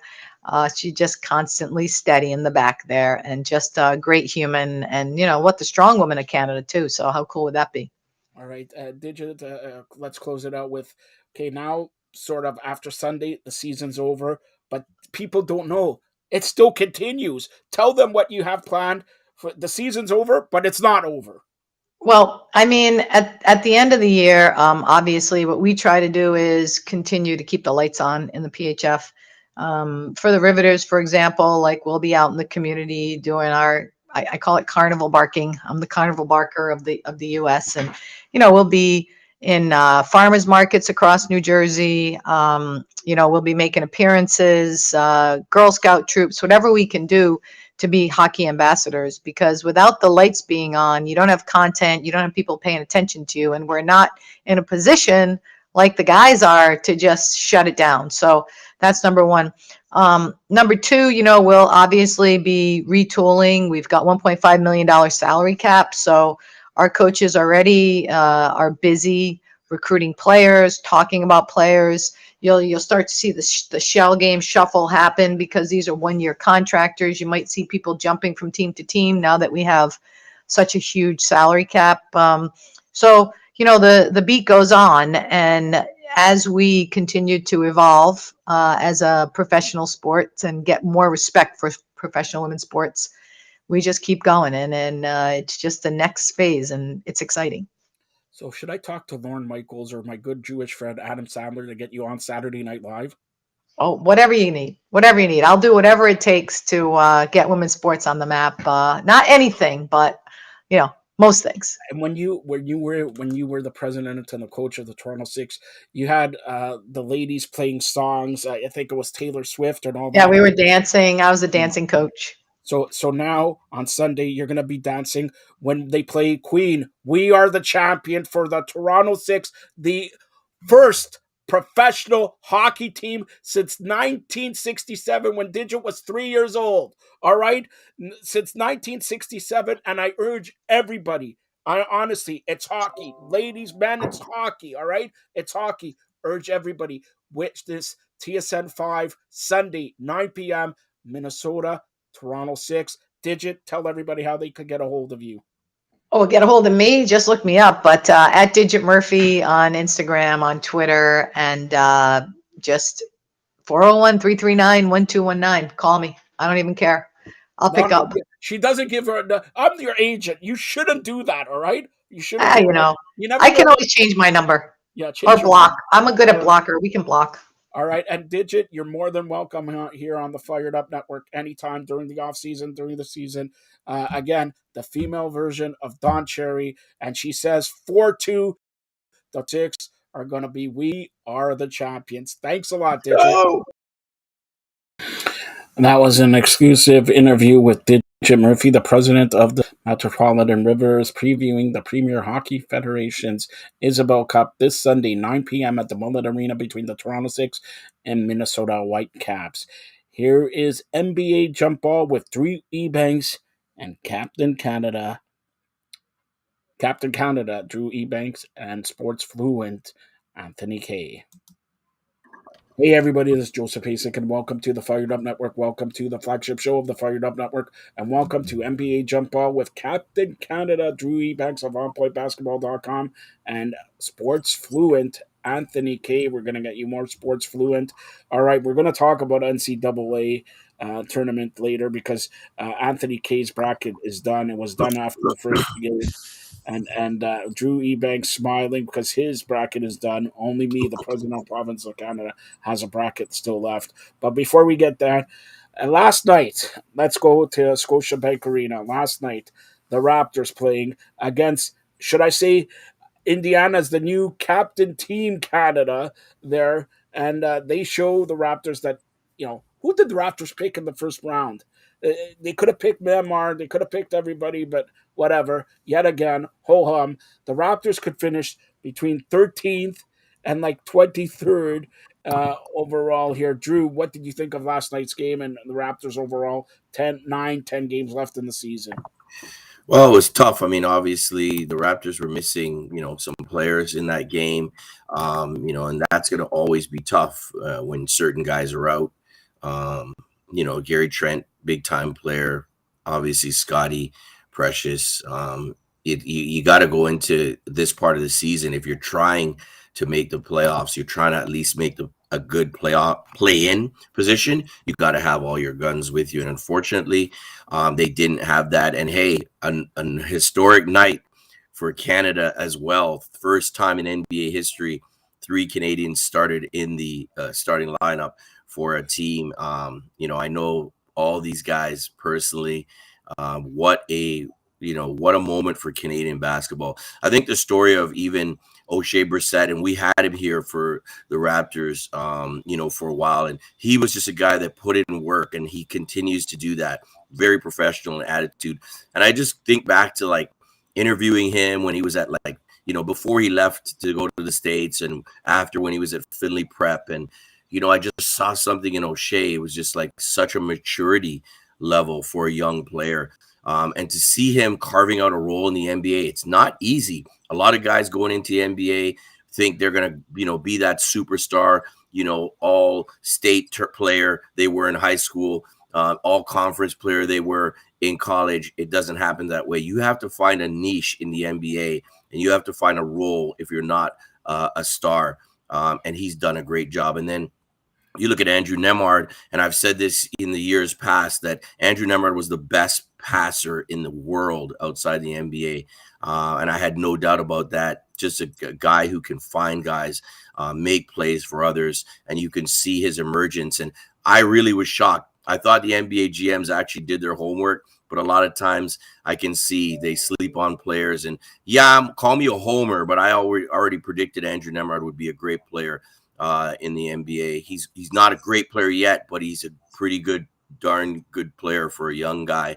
And then Benedict Mathurin, obviously playing NBA Academy, fantastic opportunity for him. Most of those young players are incredible. There's a kid named Chris Tadjo out of Montreal, another Montreal kid playing down there, NBA Latin America. Watch out for him. And there's a couple other Canadians also down there. Just to see Benedict Mathurin's development over the past 2 years, including his final year at Arizona, player of the year in the Pac-10, and then coming on to the NBA and doing his thing. And in the conversation for Rookie of the Year, I'm supremely proud. I'm not happy the Raptors, if you're a Toronto fan, they lost. But to see the Canadian kids go out there and ball out, incredible and very, very good for Canadian basketball. Anthony, I told you so many times to put the stop clock on him, 24 seconds. This guy, if you let, this was extra special, though. This was historic. Listen, Come on, it's guys. Captain Canada. When you introduce me, I salute him because it's Captain Canada. And you don't salute me, the president? Come on. Listen, let him have his time. Listen, a bunch of Canadians came to Canada on Canada basketball night and downed the only team in Canada. There's a lot of Canadian stuff for Captain Canada to talk about. I think 4 minutes is actually pretty good. It's interesting that when you read stuff, and I think it's in this great article on firedupnetwork.ca. Really good writer had mentioned it's the first time that 3 Canadians have started in an NBA game since they started recording who's in the starting lineup since 1970-71. I feel that there wasn't 3 Canadians in the NBA before then, so I don't know why we make that distinction since they started tracking who's starting in 70-71. Look, it was for Indiana. It was a great day. They had their 3 Canadians in. It must have felt like a home game for them because there were so many fans there for all 3 of those guys and even the ones that aren't there for them, knowing they're Canadian, knowing how good this Indiana team is becoming, seeing how good, what good players they're turning into, right? You mentioned you're the greatest passer outside of the NBA. You went for 25 and 10. So it's not like they were just in there. They played great. That's awesome. It's excellent for them. From a Raptors perspective, well, he said ho-hum. I say more of the same. They let them shoot over 50% from the field, over 50% from 3. And what do the Raptors do? Under 44% from the field, under 21% from 3. And the one thing where they typically have a chance is they're really good at getting out on the break and getting fast break points. Pacers outscore them 20-11 in fast break points. So from the game perspective, the Raptors didn't look good. And I know there's the built-in, no Scotty Barnes, no Gary Trent, no Precious Achiuwa. Sure. But we always say next man up. You got to figure out a way. That's what the coaches is for. That's why you have a bench. They don't look like a team that can handle any adversity. And it shows by their record on the road. And it shows by their first home game where there was, some adversity. And it's their first home loss. It's our first home loss since I want to say February 10th against Utah, where what did they do? They gave up a 12-point lead. So, there's still a lot of going into 10 games left, you said, in the season. A lot of question marks with this team going into the play-in. So, can I just add something quickly? The 3-point numbers that you added. Sorry, Joe. I mean, it just goes to show that, this team doesn't have that playoff, that kind of mindset. If your three's not going, and also start the game off, getting to the rack, getting guys in foul trouble. Maybe they don't have the guys, but I think it's all a matter of mentality. Get to the rack, get the refs to be on your side, get some of those starting players, especially young first and second year players and fifth year players. I mean, the Raptors have more experience there, and they looked opposite, and that's crazy. But it's all about the mentality. The playoff mentality cannot be you're just going to jack up shots. And when you're not hitting your shots, please change up the game and get to the hole. All right. You know who should be the coach of the Raptors? Fred VanVleet. He gets a referee demoted. All right. We talked about that. First of all, did they give him the $30,000 fine back? Matt, can I make a point here real quick? Because very rarely am I wrong. And so when I'm right, I always tell you that I'm right. So when I'm wrong, I'm going to tell you I'm wrong too. I hated what Fred VanVleet did. I told you, coming out publicly and berating an official. You know what? The NBA disagreed with me. They agree with Fred, and that's actually so good for him. He stood up for what he believed in. It was clearly wrong. We all agreed that Ben Taylor was in the wrong. So good for him for standing up, and good for the NBA for recognizing that and not taking it out on the players, not letting the refs take it out on a player. So good job to Fred VanVleet and the NBA. and the referee got demoted. But I'm wondering what happens in Dallas now. Anthony, maybe you want to start with the whole stuff that happened with Golden State and Dallas yesterday. Dallas losing by 2 points. Referee, go ahead. This can only happen in the NBA. Go ahead. It's how you're not clear on whose ball it is, I think is something like we coach youth basketball and we're like, hold on, we're standing at the center court making sure we know whose ball it is. So for the refs to allow that to happen when clearly there was a miscommunication, I think is a joke.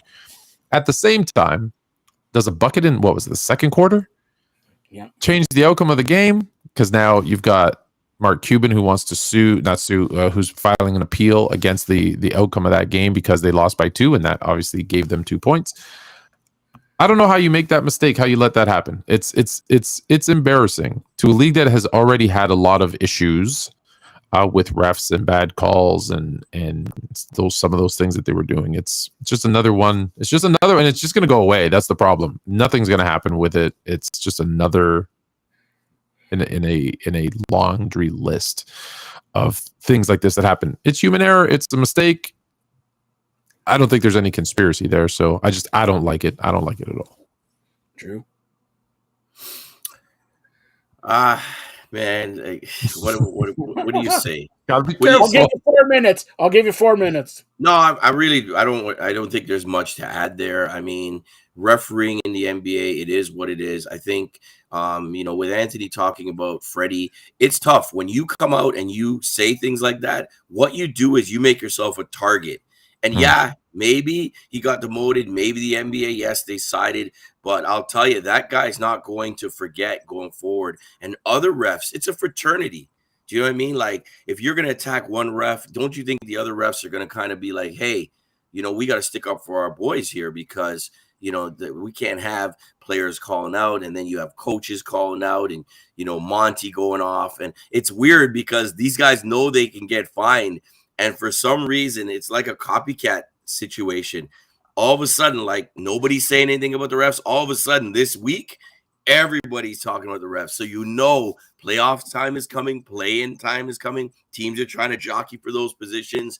And now they're like, you know what? This is a calculated move. I know I'm going to get fined, more than likely, but I need to do it for my team. So, I mean, we've talked a lot of times, Joe, on this show about the Raptors and those calls they got on the road, especially in the West Coast. I remember the one, Kyle Lowry, I think he went to shoot the 3 and his foot came up. I didn't think it was an offensive foul at all. He was just jumping and he got called in the offensive foul. And, I've tweeted about it many times, the Zebras and being against the Raptors. And then the next day you get that judgment from the refs. Oh yeah, we messed up with the Raptors call there.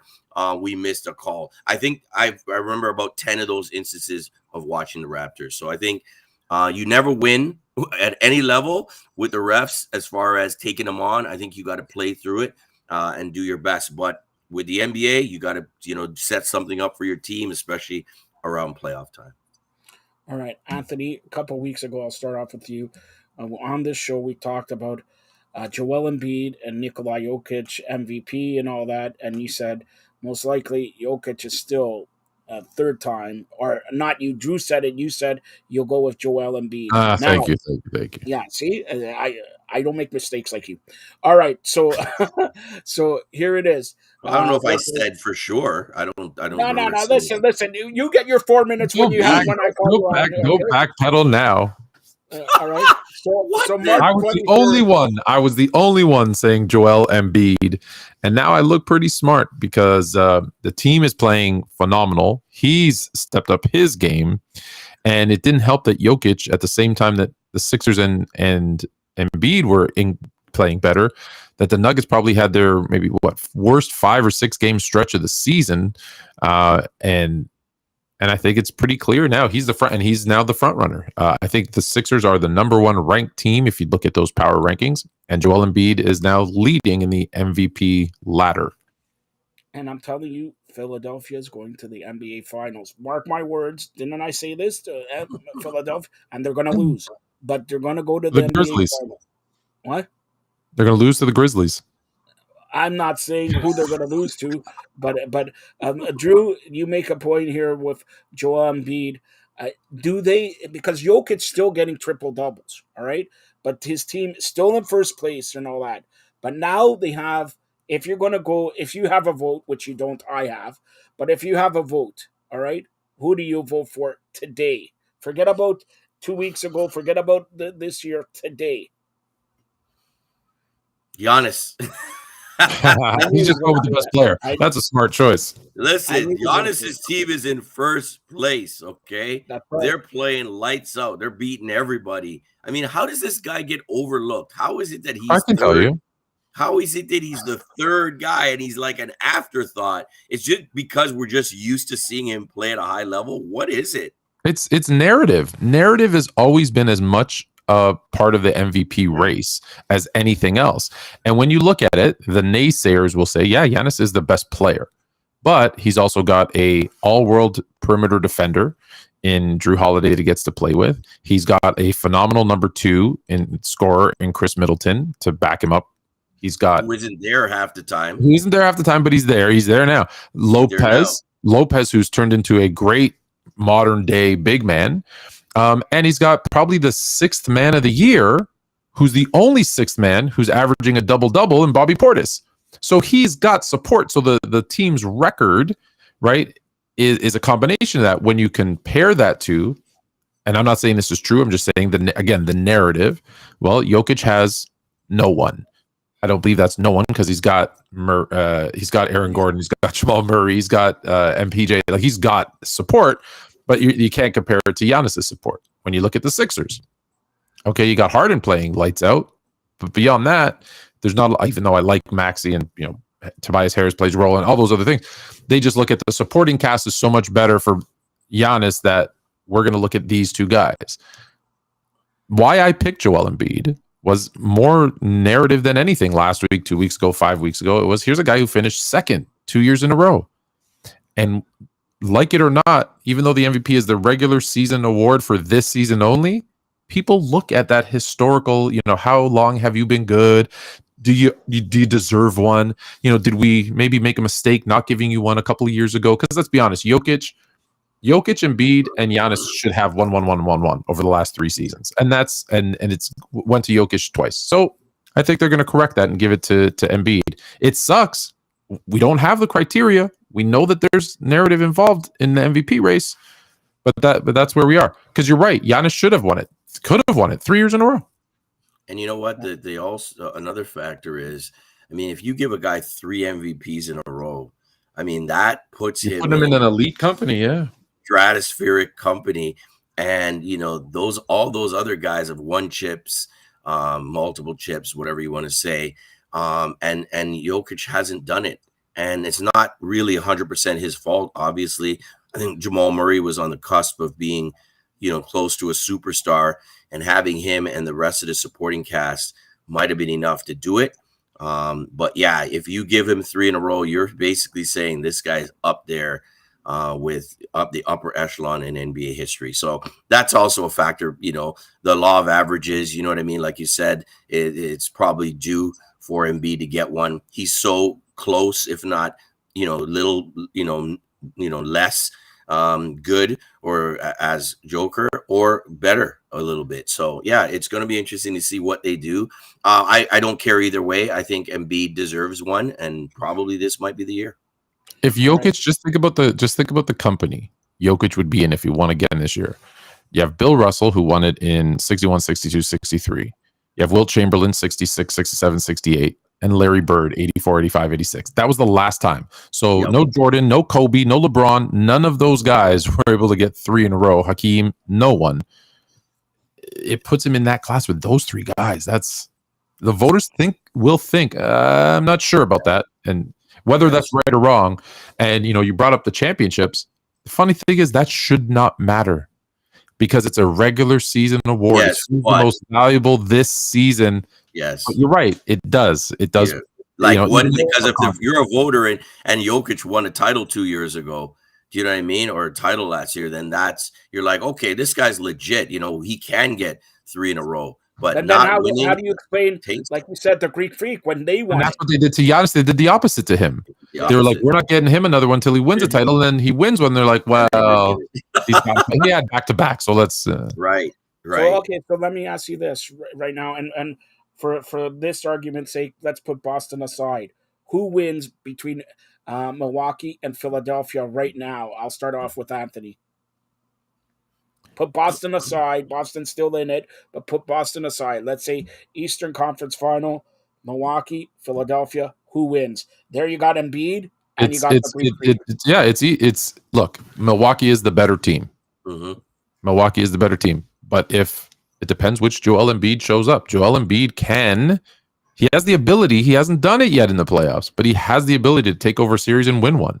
I'm picking the Sixers because I like to be that contrarian, but the Bucks are the best team. The Bucks should be representing the East in the NBA final. They should be. Unless something happens, injuries, whatever, they should be. It will be a disappointment and a letdown if they're not in the NBA final.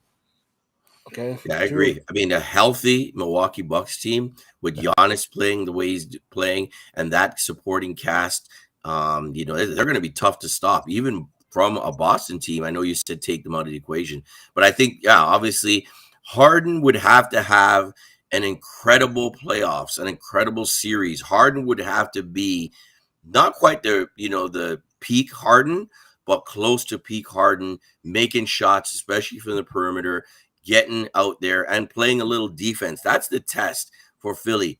If Harden's going to be that matador, if he's going to be that guy that's really just there and basically renders that team 4-on-5, they have no shot.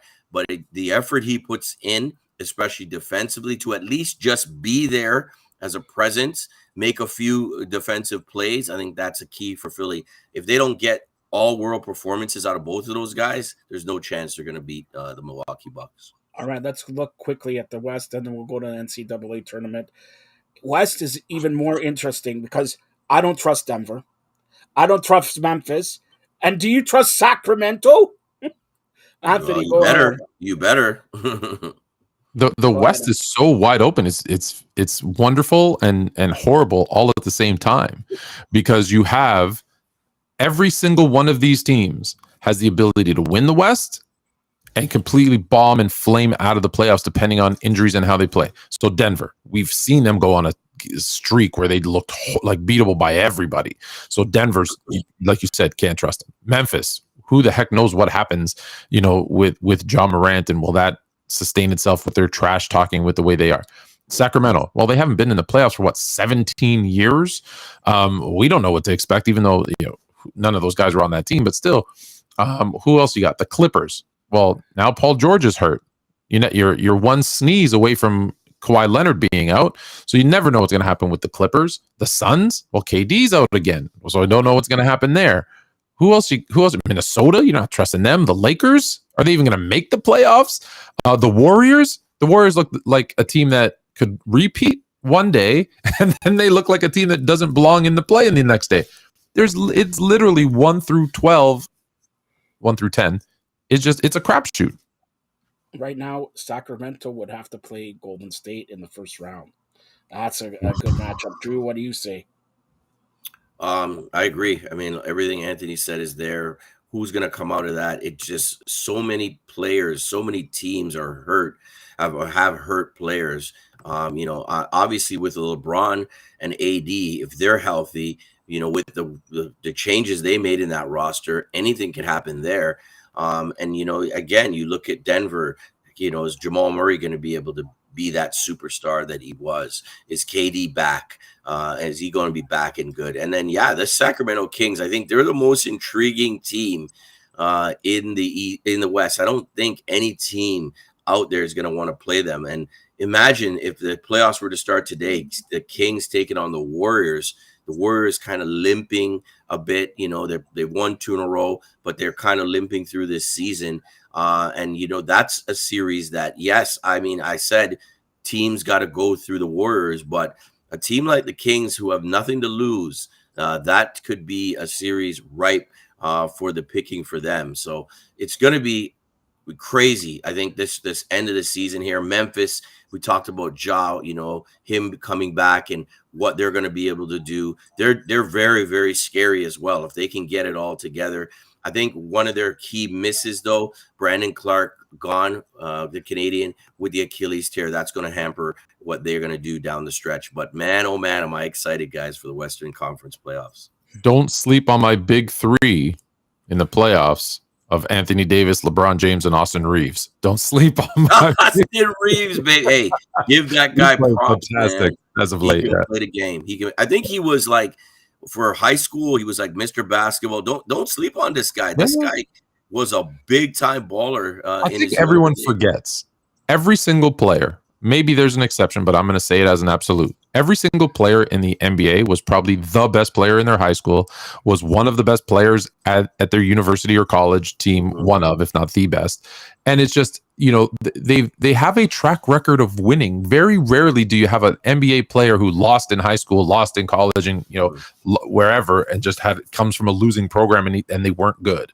So they have it in them. Him as well. I love the undrafted player. They always come in with a little extra. Look at Fred VanVleet. They come in with that chip on their shoulder. John Starks became an all-star as an undrafted player. So there's always that opportunity. All right. So quickly, around the 16, Drew, you'll start us off. NCAA, we're taping this currently as it's going on, but surprises galore in the first couple days. And then it's settling in and all that. So right now, I'll ask you, I'm not going to go game by game, but right now, give me your final four right now as it stands here. Man, this was going to be tough. But, I mean, I had Alabama and I had Houston. I'm still thinking those two teams are very strong. They have the best chance, I think, of clashing.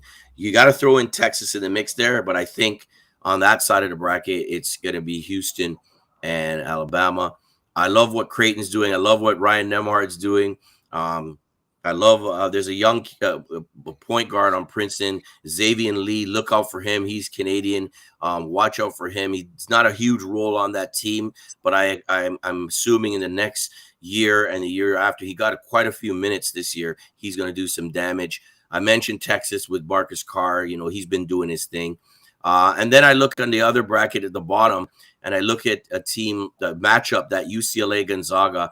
I think that's one of those teams should come out, but watch out for Arkansas because they're kind of scary on that side of the bracket as well. And I mean, look at Kansas State, what they did, 2 wins, taking down Kentucky, huge win there for their program. But Michigan State, man, I don't know how Mr. Izzo does it. I want to talk about. Hold on, because we're good, or I'm good friends. You just climb off my back here with Tracy Murray, color commentator of the UCLA Bruins, and of course Michigan State. We don't have to. You say I spoke to Mo Pete. All right, I go. Did you meet Drew? Yeah, he wanted me to get him a Raptor pass and wanted to get a ball and all that. You were suckering him and you wanted everything from him. All right, Michigan State, of course. Mo Pete is obviously Michigan State bleeds, but for me in the round of 16, that UCLA Gonzaga game is going to be off the charts. What are you showing? Hold on, has to look blank picture. He shows a blank picture. Hold on. Who's the guy? Man, Mo. Yeah, blank picture again. All right. So let's go with that one. Your picks, UCLA and Gonzaga. I think that's going to be a great. And Michigan State, your pick in those specific 2 games there, Drew. Well, I hate to pick against Gonzaga right now, but I think UCLA can do it if they have all their players. I think one of their players might be injured. If he is the big man, I think if he is, it could be problems for them. That other side, Michigan State, they always seem to do it in years when you never assume Michigan State's going to do really much. They're at the 7th seed right now. I think they will handle Kansas State.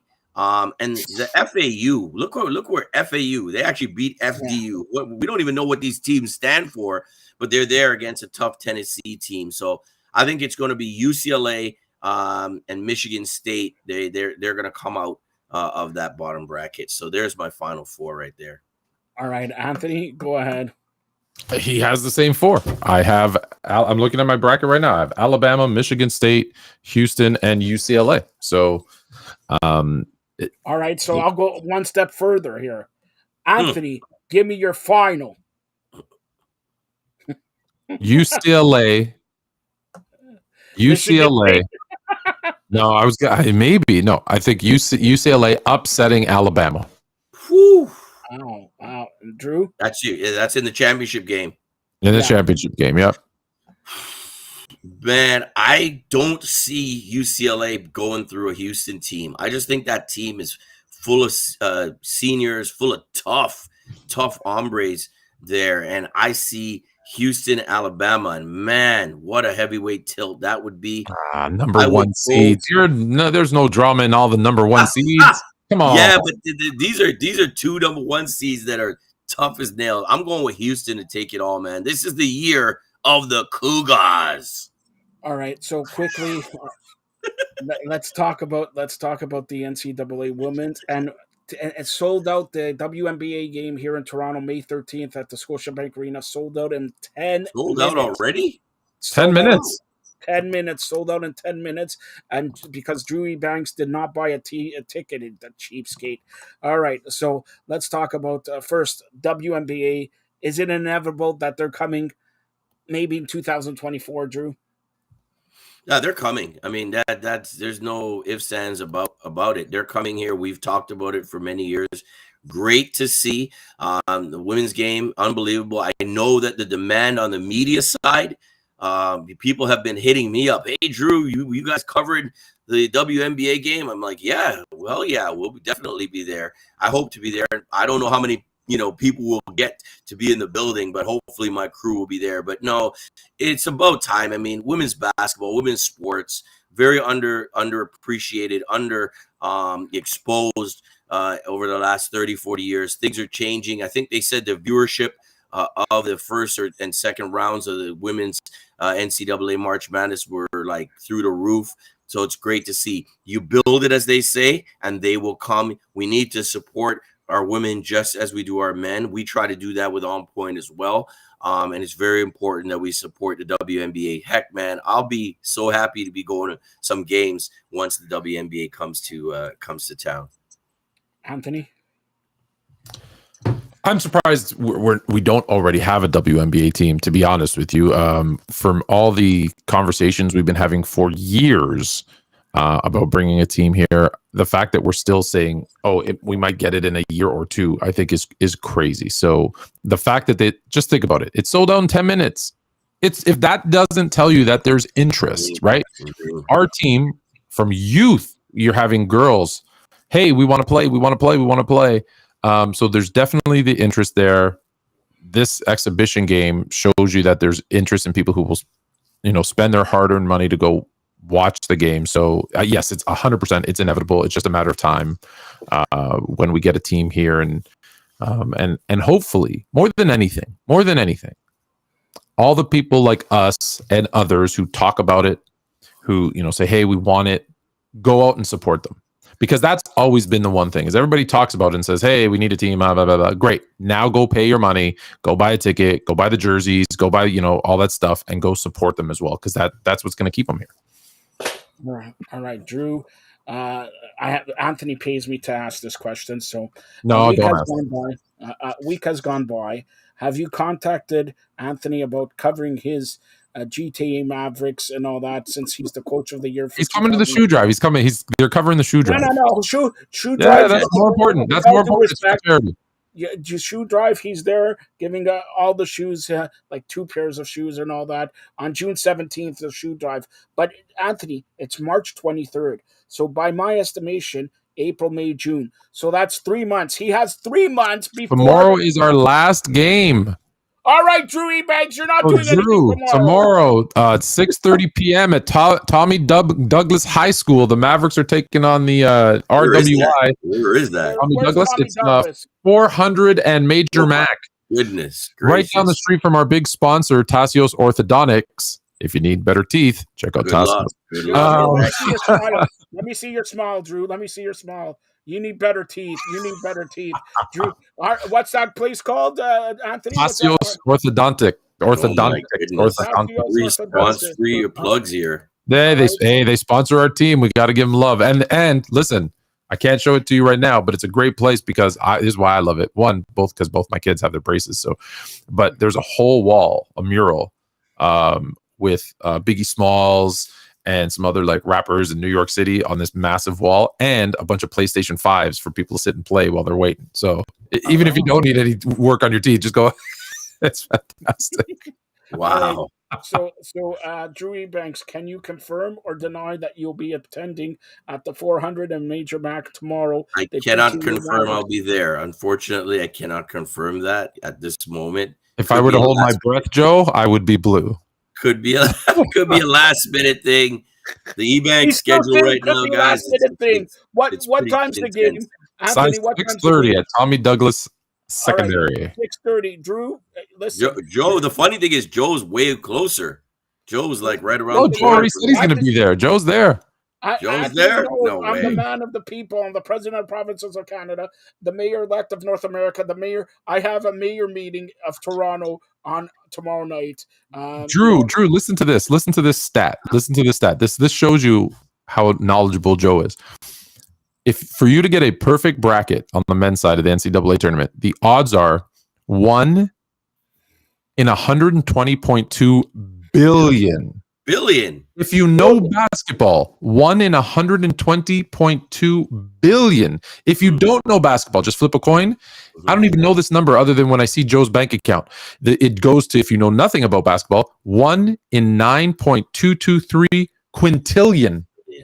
I don't even know what that number means. Hold on, I don't even know that, and he's going to get a perfect bracket. So, Anthony, and my phone number actually is 223. There you go. The home number is 223.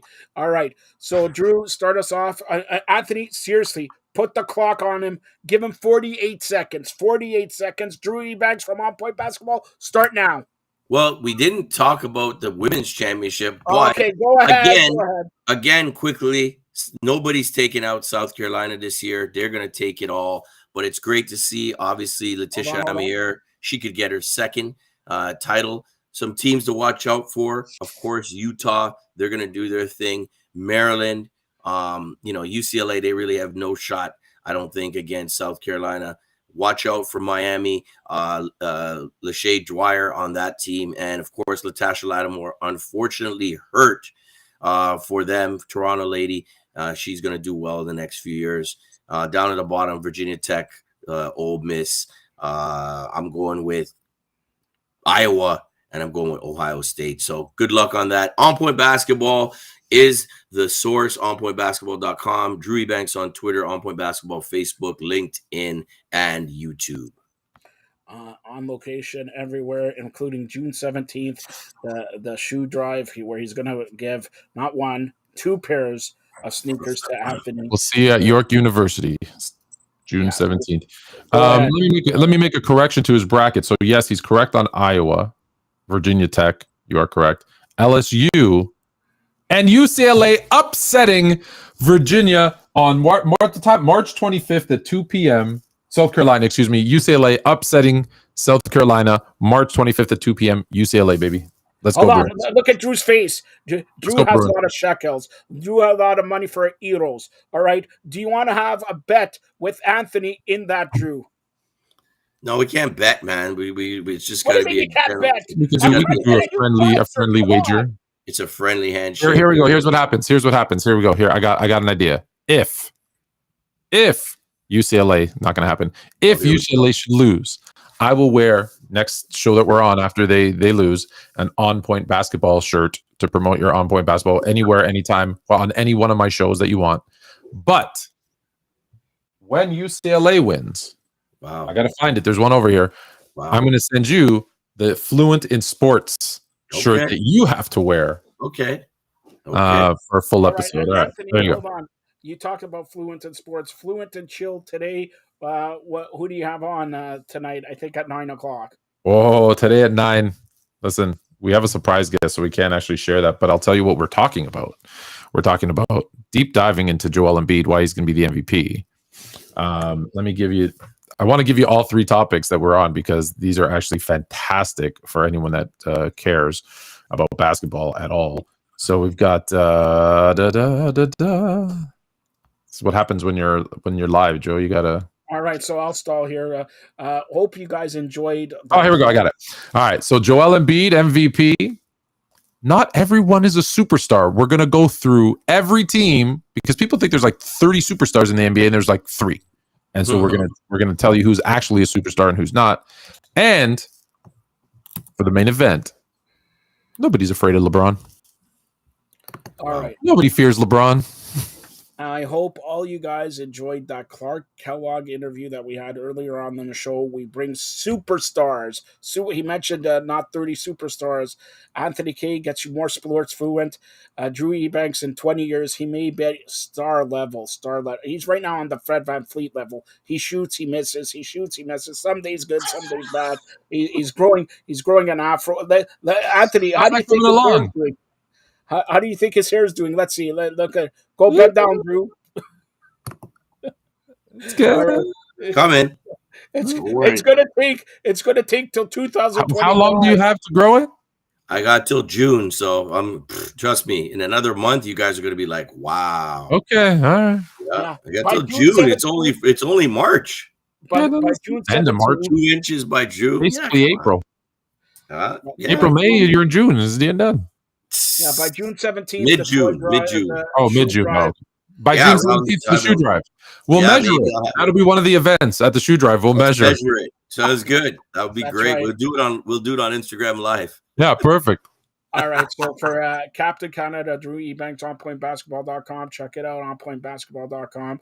And Anthony Kay gets you more sports fluent. Check out his show tonight, 9 p.m. with Fluent and Chill. Why LeBron James? What is it? Why no one fears LeBron? No one fears LeBron. According to Mario Chalmers, nobody fears LeBron. Yeah, I don't fear LeBron, but I just want his bank account. Thanks a lot, guys. Now you're more fluent. Well, that was Drew Ebanks of onpointbasketball.com and sports fluent Anthony Kay with NBA jump ball. We talked NBA and a little bit of March Madness. We got the grizzled young veteran coming on here. Basically grizzled young veteran's going to do talk about baseball and talk about the Maple Leafs Forever, the post-game show. We'll have a special guest coming on here very soon. I'm going to put him on right now. Marty Roberts. I'm gonna do something here that everybody should be watching from the Fired Up Network family. All right, Fired Up Network family. Marty Roberts. You always call me sort of cheap and all that. I always, put out some shekels and all that. But Marty Roberts, you have gone from the rookie of the year, rookie sensation, to the grizzled young veteran, to now, finally, a Fired Up Network present. Marty Roberts. I got, where is it here? Hold on 1 second, Marty Roberts. Right here. See here? It's an itinerary, tickets, plane tickets, and tickets. How do you like to go? Your favorite team is the Pittsburgh Penguins. Pittsburgh plays the Washington Capitals this Saturday in Pittsburgh. Yes, they're playing in Dallas, but they're playing Saturday in Pittsburgh. Marty Roberts, it's my honor, if you accept it, to provide you a pair, not one. That could be your son, could be your wife, could be some jabroni on the street from Pittsburgh. How do you like to go to the Pittsburgh Penguins Washington Capitals game Saturday? Yeah, I'm sort of busy on Saturday. What? I'm busy. After all this, you're gonna say you're busy? What? I'm busy. I'm busy. I'm busy. I'm busy. No. What are you cooking steaks? What are you cooking steaks here or what? Hey, it's getting warm enough now for the steaks. You're right. No, but by the way, I want to give a special shout out. First of all, Marty, hope you don't mind for a couple seconds. Today, a good friend of mine's birthday today. And I just want to say happy birthday to Morris Brand. Happy birthday to Morris Brand. And a good friend of ours, Recently, his mother passed away, so we want to give a shout out to Billy the Greek. You want to say anything, Marty? Yeah, I've spoke to Billy over the last week or so since his mom has passed. My condolences are to Billy and his family. And it's tough when you lose a parent, but everyone's here for you. Yeah, everybody's here for you, and hopefully you watch Billy's show with the broadcasting legend Storm and Norm Rumack Mondays on Facebook, 7 p.m. And once Billy comes on, I'm gonna you were the rookie sensation. You moved up to the grizzled young veteran. Now the Greek is going to get not Billy the Greek, the Golden Greek. The Golden Greek. How do you like that, Marty? Is that like the Golden Goose? Well, I didn't say that, but I said it's the Golden Greek. All right. So the Maple Leafs they've just scored a goal, 5-2. Maple Leafs in Florida, big game because it looks like Tampa's going to lose to the Ottawa Senators. I don't know if you know the score there, but 4 minutes and a half left to go in the game. The Leafs 5, Florida 2. You think Tampa Bay is going to lose, Joe? You think Tampa Bay is going to lose? It's 7-2 Ottawa. 7-2.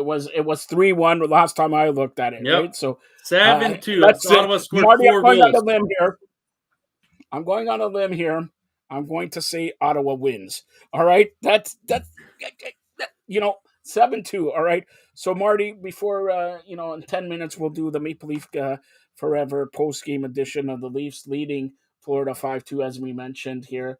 And it's an empty net. And the Maple Leafs scored. Mitch Marner just scored 6-2. Game over. You said 7-2 Ottawa, 6-2 Maple Leafs. Big game coupled with, Tampa Bay losing big. But let's start off with the World Baseball Classic. What a game. And you know what? What a baseball classic. First of all, we had some duds. Okay, you're going to have some duds.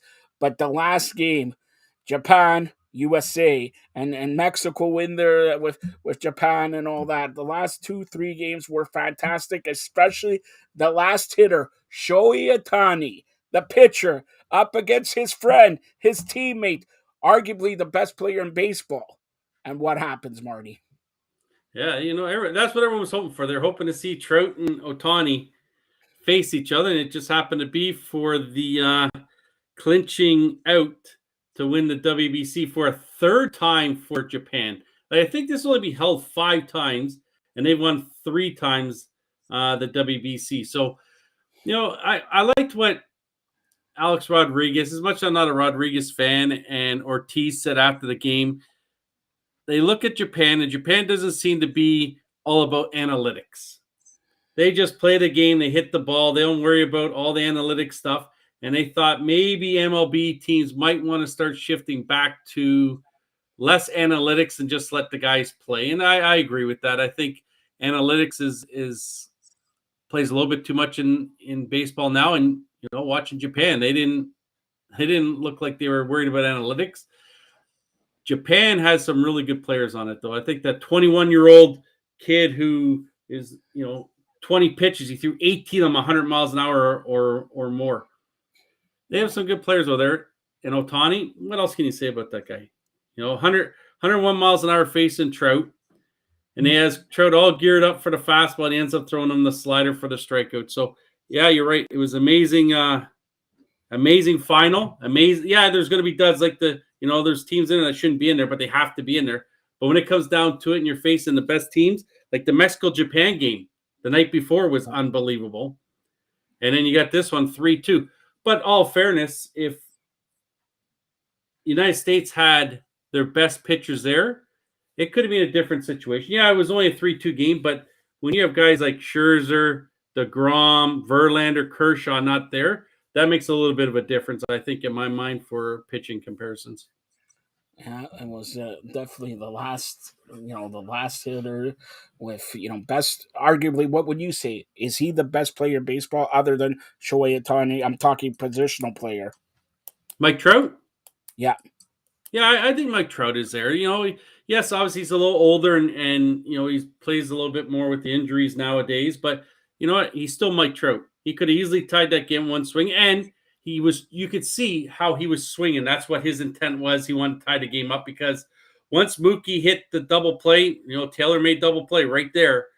That sort of put the pressure on Trout that no longer did they need a base hit. They now needed a home run off of Ohtani. And he tried. It didn't work. Ohtani just looked like he was geared up for it, though. And I love that. I love watching Team Japan's coaches. I do. Just remind old school guys that just sit there, don't smile until the game's over. I just love that about about Japan and their coaching staff. And, Japan deserved it. They definitely did. All right. So, Marty, we're joined by a special guest here. And you're going to be impressed. We just talked about him. This is his first time since the passing. The Golden Greek. All right, the Golden Greek. You like that? You're breaking up on me. Nice to see you guys. You're breaking up on me. Fix your audio, man, before you address me. Well, it came. It's his fault. It's his fault. Me and him have no problem. All right. What's going on? All right. So nice to see you. Yeah, I know it's for you. So we're talking about World Baseball Classic. Give us your thoughts on the World Baseball Classic. First of all, I don't know. I'm assuming there's many a person watching this program. So if any of you happen to reach out during this last few days, I've got a lot of messages, a lot of support, and it's nice. It's nice in life sometimes to when you're going through whatever you're going through, be it passing of a mom or whatever things that life can bring. It's just nice sometimes to not feel alone, because every human being, myself included, could get in that place of sorrow and pity and loneliness. So for those of you that reached out with a kind word, I appreciate it very much. An envelope wouldn't hurt either, but that's a whole different story, man. Let's leave that for another day. World Baseball Classic, man. So as I was taking a dump getting ready for this program, I'm starting to think, I know we're going to talk about the World Baseball Classic, right? So the question is, you guys really, do we want to spread the truth on the Fired Up Network? It's going to be somewhat bitter for a lot of people to hear. You just let me know. Say, Greek, do you want the truth, Double J? Go ahead. Are you sure? Marty, what do you think? Billy does his best thinking on the throne, so let him go. Are you sure, man? Are you sure? The Fired Up Network, man, in 1,000 countries on a multitude of platforms, blackballed, that might be blacklisted if you let me speak for the next couple of minutes. And there he goes, Double J's disappeared, taking no responsibility whatsoever. Get back on. You want to look in the eye. First of all, I have to wait. All right, I'll put it to you like this. Everybody, and I mean everybody, associated with the USA baseball team, every single person that helped put together a spectacle that allowed for a guy whose name escapes me, first name Merrill, play somewhere in Arizona. And if that's the guy starting the WBC championship game in front of millions of people, you know what that tells me? The United States is a disgrace. You have a bunch of guys over there that like to cash big paychecks every 2 weeks. They like those fat paychecks. They don't want to risk those fat paychecks. Meanwhile, you see other people from other parts of the world, God bless them, and you see the passion and the love they got for the country. You know what kind of passion Verlander, Kershaw, and these guys got? I'll tell you what they got. Couldn't give a rat's ass. The passion they got is to go to the bank every 2 weeks and cash a paycheck. You're telling me, Ohtani, you see the look on his face. It's called pride. In the United States of America, you know what pride is? Half the goddamn people don't stand up for the anthem. The other half don't give a rat's ass, right? And you send Merrill Kelly to pitch a championship game. I don't give a rat's ass if it was 3-2 final and the pitching was not an issue. You put together a squad, and you don't get guys like Verlander, Scherzer, even come pitch an inning like Ohtani. What was Ohtani not scared to get hurt? Did the Angels say, wait a minute, like You can't pitch because scared of you. How come he can go out there and play for his country? Meanwhile, guys like DeGrom want to throw 50 pitches in some back alley so they can cash $300 million. Just a disgrace. And that's the truth. Marty, you want to chime in? I can't believe he had to sit on the toilet to bring that out. I really can't believe that. Like that's obvious. We already knew that. I thought you were coming up with something better than that. Like I thought when you said black ball, I thought you were coming up with something better than that. Into the transgender swimming portion of the argument, but I'll leave that aside for our next episode. All right. So actually, I agree with him. About it. I agree with him. I agree wholeheartedly. These guys, we talked about it, Marty, before. These guys were full of passion. Ohtani, anybody, Mexico. Look, Mexico, even Cuba and everybody, full of passion. But he's right. In the United States, they collect the checks. Nothing wrong with collecting checks. All right, Billy loves to collect the check. I love to collect the checks. Marty, you owe me a check, by the way. I sent you to Pittsburgh on Saturday. You refusing. I can't believe this guy refusing. Go ahead. Oh yeah, it's obviously that teams. It's North America in general. Like even Team Canada top players didn't show up. Like you had a bunch of guys that sat out and didn't want to play. So this is a North America thing. Well, we'll call it United States and Canada thing because Mexico players did show up and played there and did their stuff. But you know, if this is gonna, they've agreed to do next time again, I guess in 3 years, and they'll determine after that if they're going to do it. If the United States can get their best players out, I don't think they lose. I really don't.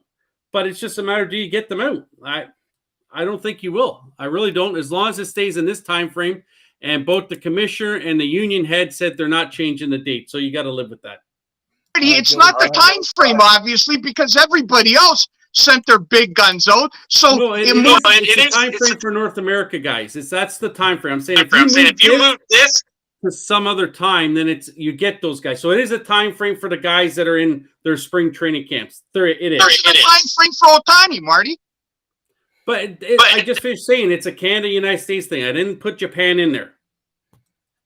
It's not necessarily a time thing. You know what it is. And frankly, if you want to go a little deeper, you're talking about Canada and the USA, two countries built really with relatively small histories compared to the rest of the world. When you're talking about world history and pride in nation, when you're talking about countries like, man, you go back thousands of years. When you go back to Canada, you go back probably no more than a century and a half. And if you look at Canada's roots and you're talking about pride, I don't know. All you got to do is talk about the Aboriginals. You turn it over to the United States. What's there to be proud of, really? Other than the fact you're an economic power. Your country's only 120 years old. You have no history, no nothing.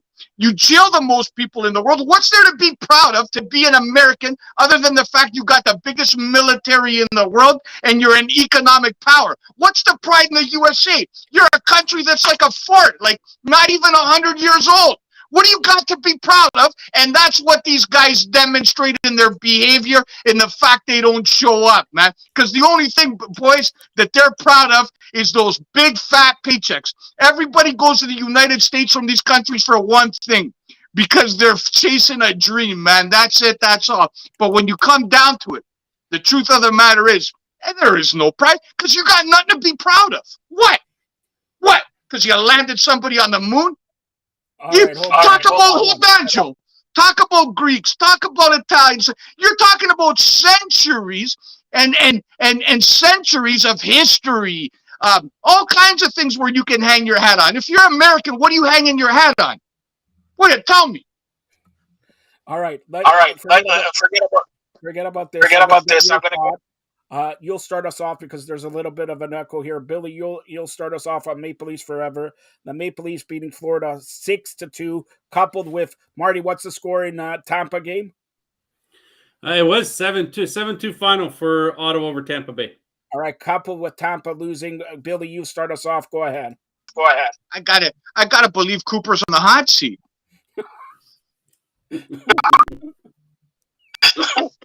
What else is there to say? When you're losing games like this and you're in a tailspin, like the question is, how much rope does the GM in Tampa Bay give this guy?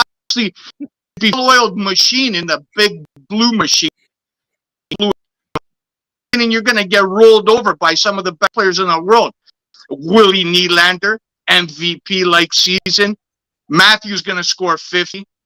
Mitchie Marner going to score 160 points. And who else we got? John man is skating like a young buck again. To me, that's the best team in hockey, Toronto. You got Justin Holl in the back end, clearing that net like none other. What else do you want? All right, Marty. You want to wrap up? Well, I can't agree more with him about Justin Holl being the post back there on defense. There's no question. No, all kidding aside, tonight I found that the Leafs did a really good job allowing Murray to see the puck. They cleared everyone out front. Everything was a clear shot, and that makes it so much. And we talked about this before when they made these trades. They couldn't get a goalie, so let's make sure we have the best defensive possible, and they're doing it. These guys in front are moving guys out of the way. Murray got to see every puck that came to him tonight, and he was able to make that save. And that's all they're asking for is for Murray to make that save because, at least have enough scoring power to do what they want on the other end. They tidy up that defensive end. Like Billy said, the best team in the NHL. And Morgan Riley did not play. The question you ask yourself is, and again, if you're a Toronto Maple Leaf fan or a hockey fan in general, if you're anything cautiously optimistic in terms of Toronto playoffs, you're an idiot. Anything else. If you're telling me why you haven't won in years, if you believe in Sheldon Keefe, all right, tell me why. Man, guy hasn't won nothing. If you believe in the core four, they've lost 5 years in a row, man. So yeah, you'd be cautiously optimistic because your bottom six is a little better, but still, that doesn't guarantee you nothing. Let alone a victory over Tampa Bay. The question I'd have is, like, you watch one day and you go into the island and you give up 7. You look like and then a day later you go score 6. And again, that inconsistency, which again every club has except the Boston Bruins, that inconsistency for me is still a sign of concern, right? You'd like to be able to play on a certain level. And unfortunately, sports, we don't see that anymore from a lot of clubs. There's only rare exceptions when you see clubs bringing it every day, and Toronto's not one of those clubs. All right, Billy, let me ask you, I'm muting you for a second, and then I'll put you back. Right now, if the playoffs were to start, because I know what Marty would say, but Pittsburgh will play Boston. Is Boston a little bit scared? Who you asking, me? Yeah. Well, then unmute my mic if you want me to answer. I did. Oh, okay. You're putting regulations on me. Mic on, mute off, man. You're trying to harness the golden boy? The Golden Greek. The Golden Greek. There you go. If you're lining up, right?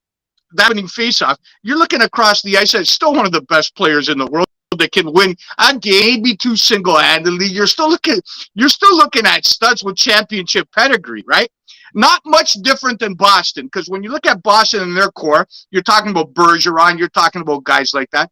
So obviously Boston's got a world of depth, right? And in terms of the rosters, they're prohibitive favorites. But how can you'd be a fool not to be scared of Pittsburgh? But I'll tell you, if I'm Boston, I'd be more scared to face Ottawa, a young, hungry team than Pittsburgh. For me, that would cause me more concern. And I think Ottawa probably likely have a better shot to make a series out of it than Pittsburgh. All right. Marty, your team's Pittsburgh. You're going to Pittsburgh Saturday. I didn't waste $1,000 not, and you're saying not to go. All right, you're going to Pittsburgh. Could Pittsburgh right now? Pittsburgh plays Boston. Could Pittsburgh very well upset Boston? And would that be like the biggest upset in a long time? Well, like Billy said, when you have guys like Crosby, Malkin, Letang, they have a chance. I don't think they beat Boston. I really don't. They don't have the goaltending. Jari's hurt again. The Smith's in tonight. That's the weak side of Pittsburgh is their defense and their goalie situation. They maybe win a game if they're lucky too, but they don't win that series against Boston. I prefer them to play Carolina. It's more of their style that they could possibly win that series. But you still have to be scared of Pittsburgh because you don't know what Crosby and Malkin and Letang are going to do. And you got Raquel there. So you never know what's going to happen. But I don't think they would beat Boston. All right, I'm going to go to Billy again. I'm just going to unmute him 2 seconds. In the West, who would you like to see come out of the West right now? Is it Edmonton? Is it somebody else? Hey? Go ahead. Where did those two basketball guys you had on before, man? They heard I was coming on and they ran with their tails between their legs? Listen, we wanted to honor you with the grizzled young veteran.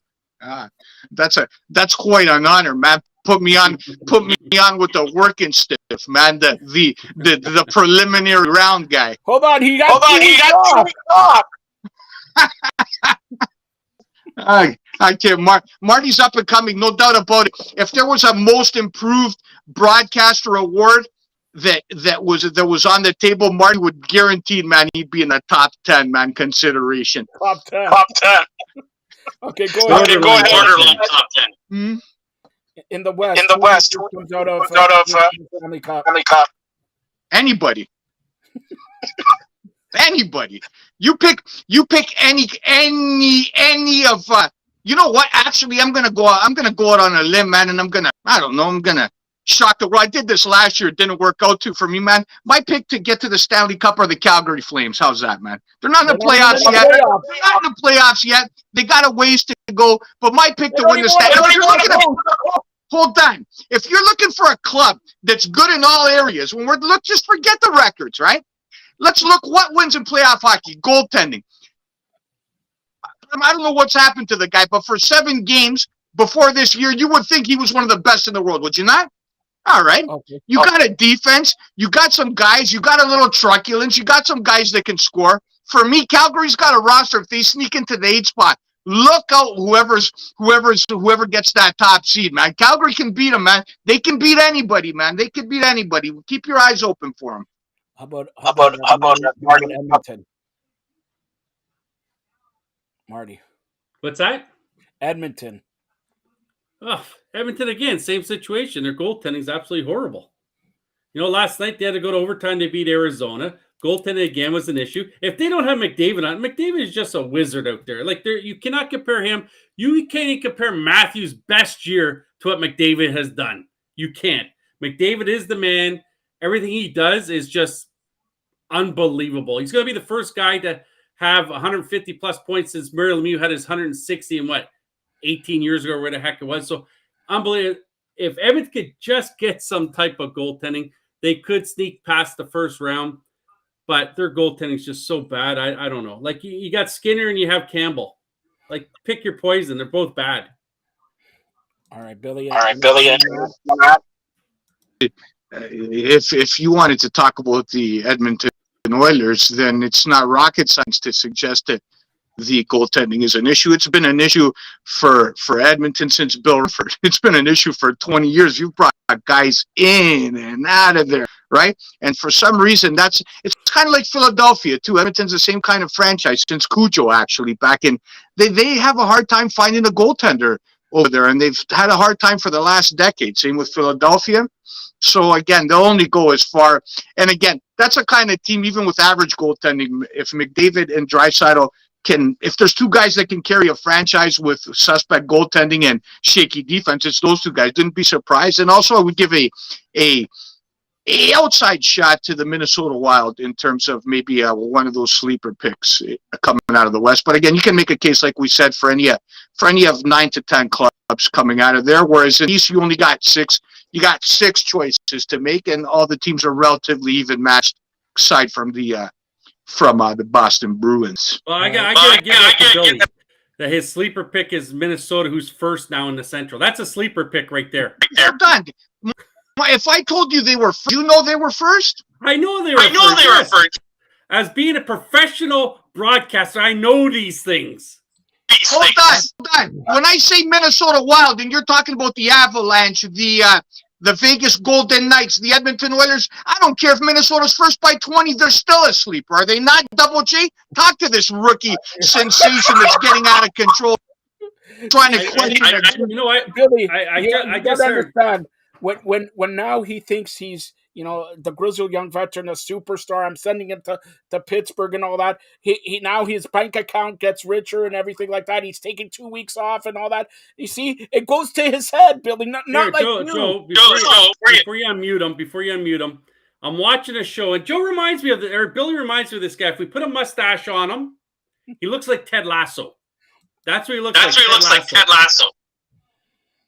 Hey, stop putting this muted mic on my screen because I can't see Marty Roberts in the face when you do that. It goes right over the top of his head full of hair, man. Don't put it there again. I want to look at the kid. All right. So, Billy, I'm going to ask you this, okay? I'm going to switch it to NFL.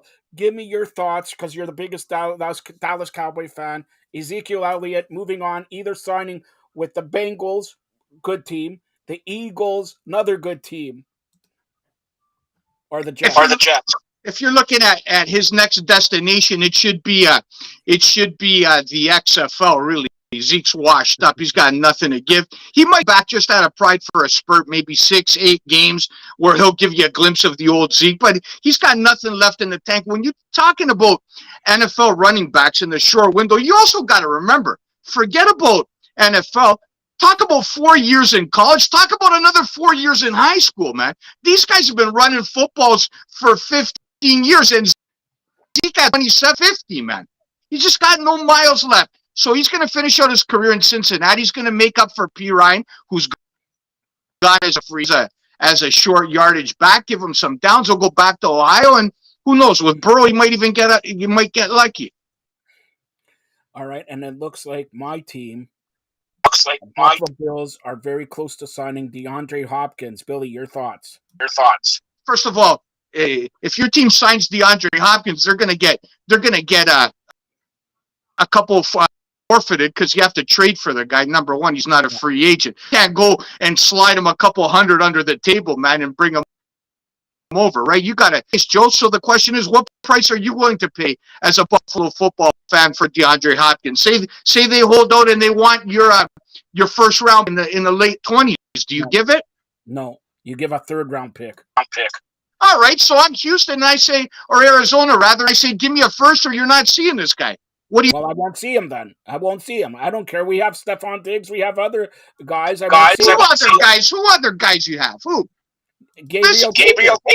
You saw Gabe Davis against Cincinnati. You seen it. You got Steph Diggs. I'm okay with that. So you're okay. Hold on. Do you even watch football? No. All right. So I don't know. If I'm watching football, I see that prima donna Diggs all the time, yelling at my quarterback, causing a ruckus. I don't know. Do you want to base the entire franchise on this guy?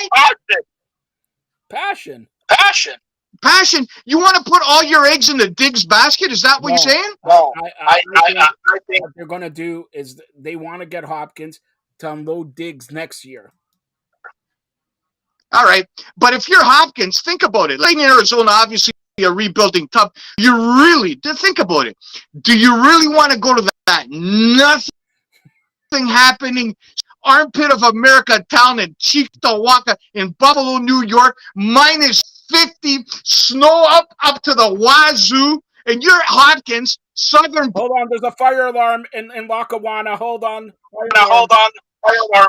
You really, if you're Hopkins, you really go to Buffalo and play in the inclement weather? Where are you gonna go? I don't know, man. You might as well win up the same goddamn city.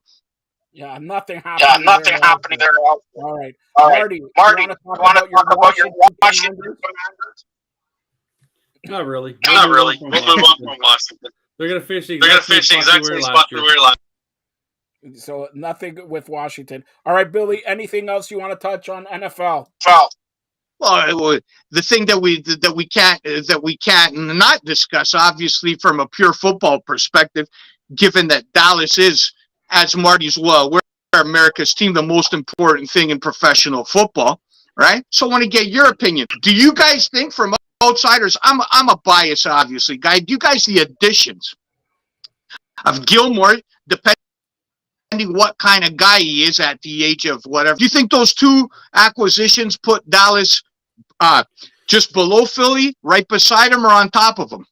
All right, I'll say it. For Gilmore, of course, he played for Buffalo, and when he played for Buffalo, he was great. He's slipping a little bit, but that's a good addition there because they got Diggs on the other side, Diggs' brother, Stephon Diggs' brother. So that's a good. Cooks may be a sleeper for Dallas there. But again, Dak Prescott, the problem with Dak Prescott is, like Maple Leafs, do you trust him in the playoffs? That's the whole thing. It doesn't That's what I was matter going to say, Joe. You can't trust Dakota. You can't trust Dakota under snap there. You just can't. Under center, he can't be. So until they get someone else, Dakota's not the man. Dallas is not winning any Super Bowls. I would tend to agree with you guys. Obviously, I've been having the biggest Dak fan, but we would all agree, even the thousands of people watching this, all these potato heads that are watching, you can all agree if you've watched sports for one day in your life, especially football like this guy over here, that worse super backs historically have won the Super Bowl than Dakota Prescott. There has been cases. Now, is Dallas the kind of club that can win without Dak being the best player on the field? Can they? I don't know. Well, they haven't.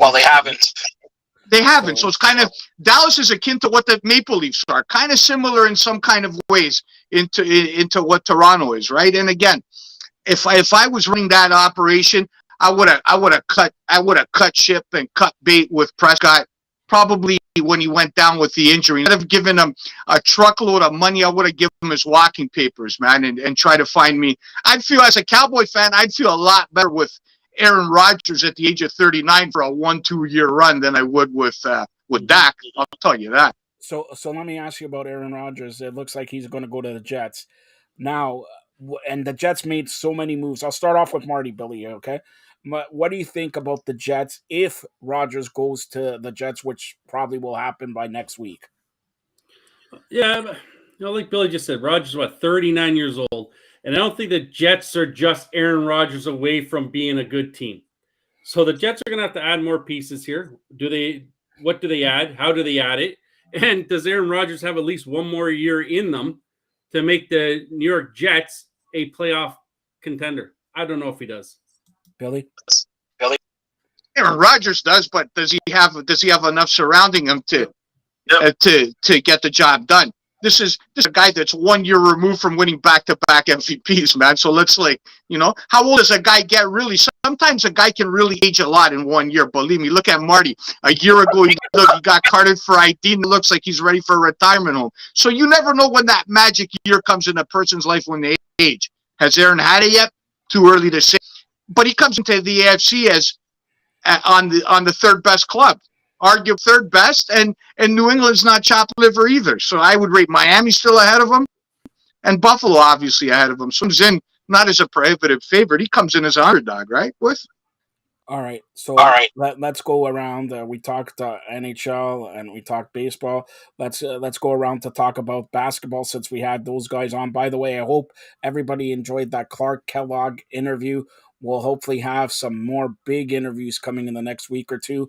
But Billy, let's go talk about I've been a big proponent with Drew and Anthony about the 76ers going to the NBA Finals. Do you agree with that? Too early to tell. I'm gonna need to see when they're up by 10 in an elimination game to get there. That's when I'll go under. All right. Let me ask you this. Joke, what's his name? Joel Embiid. Yeah. Joel Embiid. Does he win the MVP this year? Hold on. Billy. Does he? What? It's like between obviously you got Embiid and you got the boy wonder Scotty Barnes, man. It's tough to decide between the two, really, right? You throw in Freddie Van Fleet in the mix, right? And that's a tough conversation. But for me, it's gotta go to, obviously, man. It's gotta go once again to the Greek. The Greek, to me, again, no, doesn't go. I'm just saying that because I want to say he never won it. I don't know. You know what? It's still too early. The season still's not finished. The jury jury's still out. I haven't made a decision there, but I want to do something. I researched before I come on here. So I want you guys to play name the team, man, all right? Marty Roberts, are you ready to play game? Pay attention. For you potato heads out there, name the team. This team has beaten Denver, has beaten Dallas twice, has beaten Phoenix twice, has beaten the Clippers twice, the Sixers once, and the Celtics 3 times. What's the club? Sacramento. Marty Roberts? I was going to say Sacramento. I'll go Memphis. You could guess all day, man. It's another sleeper. I'm going to shock the world, man. I'm going to shock the world. You know what team that was? The Orlando Magic. The Orlando Magic was that club. So we're talking about a team that started out the season 5-21, Marty Roberts. 5-21. After today's win, they're 31-42, playing some decent ball. If they can squeeze past it in Chicago, you know what? That club can make noise. That club's beating everybody in the league. And look for, I don't know, you want to go to Vegas and you got $20 burning a hole in your pocket, man. Pick a Orlando Phoenix NBA basketball. They only have 5 games left. They have 5 games left, and they're 4 games behind them. It's going to be awfully tough. What are you talking? You don't watch sports, man? They got a dozen games left, and Orlando. I'm telling you, nobody's 9 games left. 9. 9? Hold on. Let me look at my stats. Hold on. Let me call Ken a second. Yeah, call him. Yeah, call him. He's on point on location. Too busy. He's growing an afro, but he's too busy for you. All right. Captain Canada goes to bed. They played 74 games. Yeah, and is there 8 games left? 8 games left, like I said, after tonight. So it's 8 games left. So Orlando, good try there, but should. Okay, here, go ahead. I see you're talking. Go. When isn't he? Pull up the standings, bud. We got it. Right on national TV, on the Fired Up Radio and Television Network. Marty's got it. Go ahead. Oh. This is riveting stuff right here. Hey, listen. All right. Go ahead. Handle back. What do you want to know? What's Orlando's? How many games are they? They're 31-43. 4 games behind the Bulls. Are the Bulls in the spot or is Washington? Bulls are in the Bulls in the 10th spot at 34-38. Out ahead. Okay, just forget that last sentence, man. It meant nothing. Just wipe it. Look out for the Chicago Bulls, people. I'm telling you. The Bulls, Joe, are very dangerous, man. You got DeMar. You got who else you got on that? Let's talk about some breaking news I got here, and this is serious breaking news. Billy wants to know this. A source has just informed me that WrestleMania will be Brock Lesnar's last match. He is retiring. He's retiring. So, Billy, your thoughts on Brock Lesnar? Unfortunately for Brock, he came when I was going out. So I have no real comments towards the man because he's a monster and you never know. Life is weird like that. Some guys could catch out on the road. I don't know. I don't care, really, man. I don't give a tooth, but I'll tell you this, that if he retires, how old is he? Maybe 40, 42. If he retires and he's in pro, then he's coming back sooner or later. They'll bring him back, WrestleMania. That's what the WWE does because they can't pull out new talent. They can't rebrand. So what do? They just put dinosaurs in the back, and every big event, they'll Isn't Ric Flair having this WrestleMania? Isn't he having a retirement match again? No, he's not. I'll tell you what, Brock Lesnar is Canadian. He's living in Saskatchewan. Now, who would live in Saskatchewan? Well, it's Saskatchewan. Well, hey, you can tell by Brock if you listen to him, that meathead's not too late, man. That he's not too. He's a big dude, man. He's got a lot, but he does not the sharpest knife, man. And think about anybody living in Saskatchewan as a millionaire. You gotta have screws, man. This year it's WrestleMania 39. Next year, by the way, WrestleMania 40, and I'm sending Billy there. Billy in Philadelphia. WrestleMania 40. Philadelphia. All right. There you go. All right. So anything else in the sports world? So you're a wrestling fan. Here's what I want you to do. And again, stay away from 30 through 40. Let's go. Name me the top 3 WrestleManias, 1 through 20, in your estimation. Because 18 years in Toronto, I attended it. And okay. And Hogan and Warrior, and then 18 was Hogan and Rock. Is WrestleMania 3 still the greatest of all time?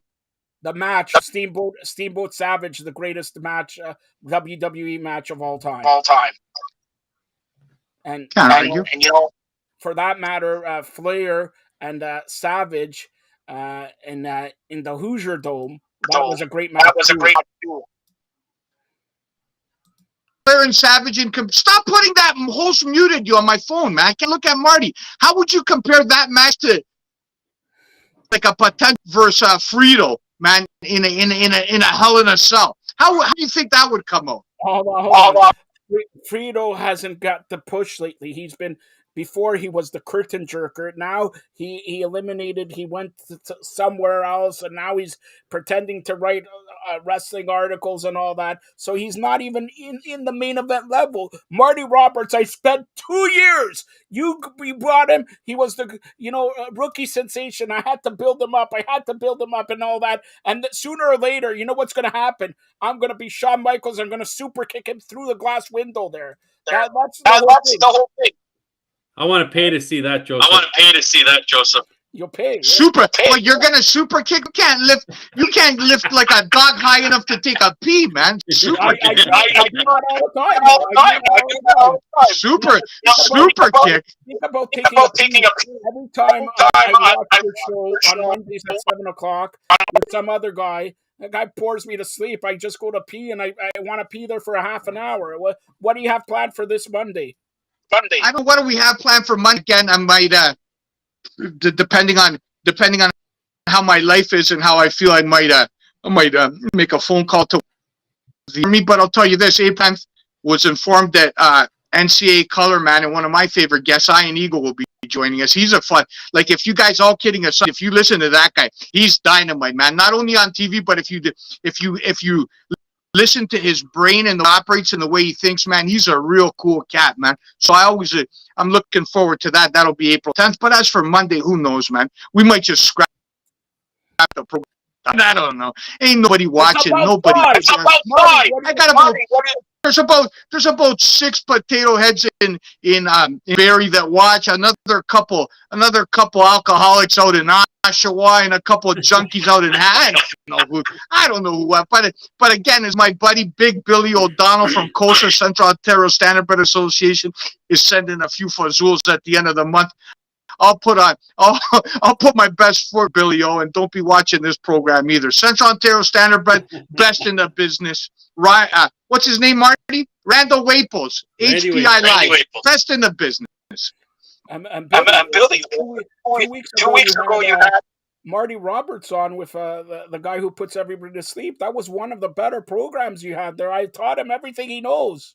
Well, again, it's you know what? Like it's funny because in association with what it is that I do, I pride myself on making everybody around me better, right? I'm like Luca, man. You know, and obviously I'm smarter than you guys, better looking, but I also want to make you guys better too. And there's in the pudding. Look what I've done for this Marty kid, man. I'll put him on the map, Double J. You have. I mean, this guy at 20 and 10 guy, man. He came into the league averaging 2 points, 1 rebound, and in 2 years, man, he's drawing salaries from Double J. In 2 years, you destroyed the broadcasting legend Norm Rumack, who puts everybody to sleep. So you bumped up Marty and you destroyed Norm. here's the problem with Rumac, man. Like there's a certain point in time, you know, where you can't resuscitate a guy, man. You just look at the bugger, man, and you know what you do. You just gotta tell yourself, respect your elders, man, and that's it, and leave it alone. He's a borderline Hall of Famer. He's on every Monday at 7 p.m.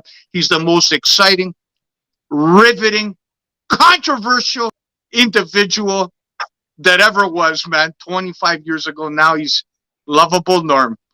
Lovable Stormin' Norman. All right, Marty, we'll conclude. Tell everybody how they can get a hold of you. And Marty Roberts, Billy, is going on behalf of the Fired Up Network to Pittsburgh to witness Pittsburgh, Washington, Saturday. Who you got in that game? And Marty, before I forget, who do you got in the Isabel Cup? The Toronto Six or the Minnesota Whitecaps? Well, I can't go against Toronto 6, or else I have to deal with Taylor Woods, and I can't deal with her. She'll kick my ass. So we're going with Toronto 6. It's not going to be close. It's going to be a 5-2 game for Toronto 6. All right, tell everybody how they could get a hold of you. Old Lefty 22, Twitter, Instagram. And if you're at the PBG Arena on Saturday night, come up to section 227, row 13, seat 4, and I'll sign you an autograph. How much would those autographs go, Billy? I mean, that's a tough question to answer, man. I don't know.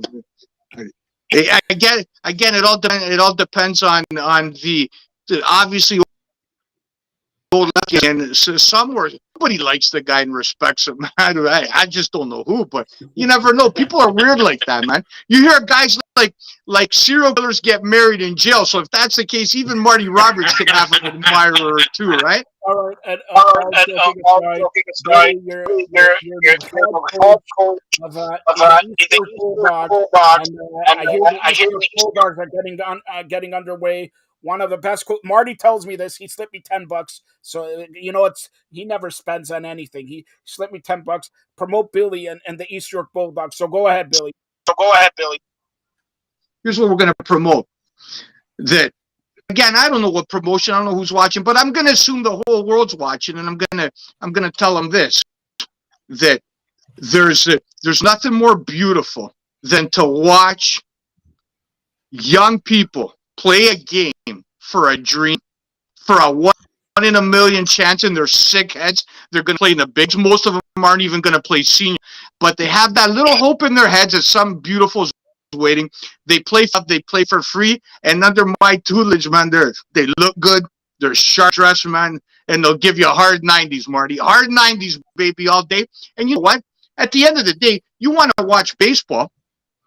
There's nothing better. Like for me, I'd rather go watch it. Well, I'm not talking about Durham. I went to watch a Durham George Brown game. It was probably the worst decision of my life, man. I've never seen worse baseball in my history. But you come out to Stan Wadlow, man. We'll give you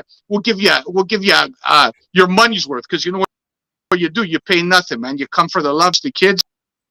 And again, you're gonna get the Ontario champions this year in the East York Bulldogs. First time in forever. East York's never won anything in their life, man, but we're going to change all that this year, and we're going to do so. We're going to do so without Marty Roberts, man. He turned his back on the East York organization. He's no longer associated. He doesn't want to take the drive down because the Greek can't pay him. Marty's a mercenary. He'll drive to, you know what? If I had a boatload of cash, Marty would drive to Ottawa every night, man, to coach baseball. I got no money, so all we got left is love and pride, and we're going to win one for the Gipper, Marty Roberts. Then you're never going to win. Yeah. Okay. All right. You know what? We're talking off air. We might as well say it while we're here. We're talking about off air. Yeah, it really doesn't matter. That's how we operate here. Honestly, just a bunch of guys here shooting the breeze. What we're proposing to do, Joe, is for Marty to bring his phone on May 27th. Listen to me, I'm not for you people out there. May 27th, East York Juniors and East York organizations having a big day. They're honoring the late Harry McEloney, who was instrumental in East York baseball's history, and they're putting a center field banner, former Toronto Blue Jay World Series champion Rob Butler. That's Saturday, May 27th. And my proposal is for the folks at Fired Up to live stream that game and get Marty behind the plate with a little bit of commentary. Let's make it happen. All right, Marty. All right, Marty. I'm the executive here. May 27th, what are you doing, Marty? May 27th, I've already told Corporate G there that I will be down to watch at least the first inning on East York. And then you're there for half a game. But here, Joe, here's the issue we have to worry about with East York Bulldog games. Do the umpires show up to umpire those games that Billy's involved in? They may not.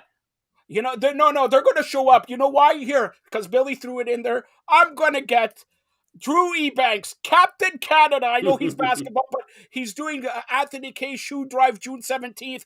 He'll throw in a shoes on May 27th. Okay, I'll get Captain Canada, Drew Ebanks, to come down. And, you know, when he comes down, people want his autograph. He's on point, on location. People want to touch his hair, his afro, and everything like that. May 27th, Marty Roberts.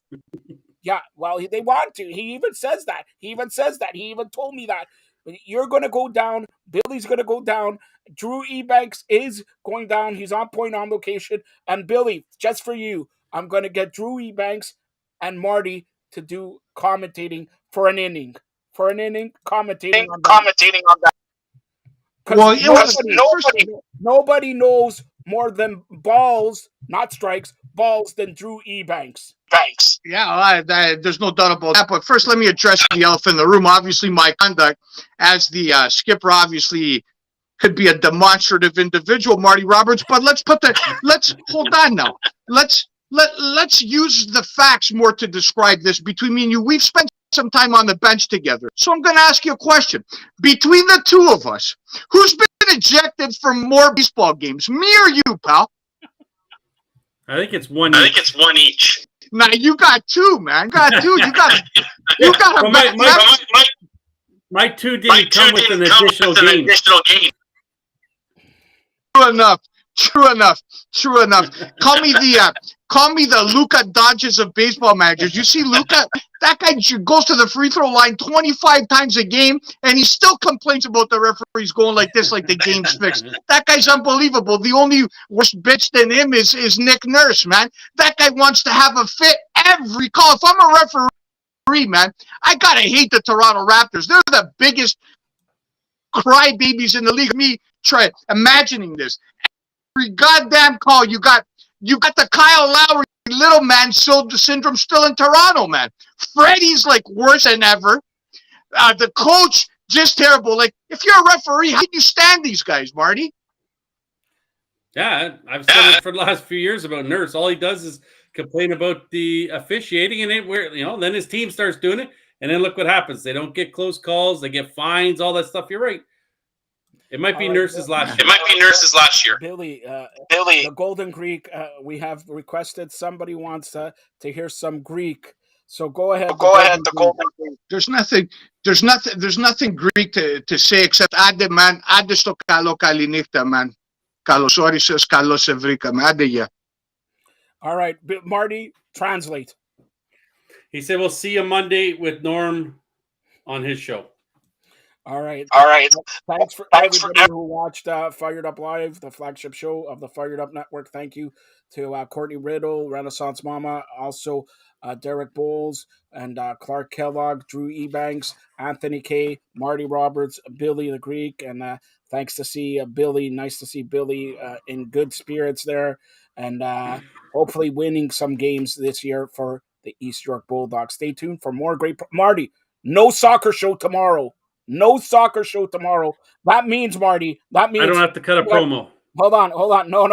No. That means, Marty, you are doing an extra show tomorrow because I'm giving you Pittsburgh Penguins tickets. By the way, do you want to do it tomorrow? All I want to tell you is the Greaser's a big fan of the Renaissance Mama. On that note, let's say goodbye before we get out.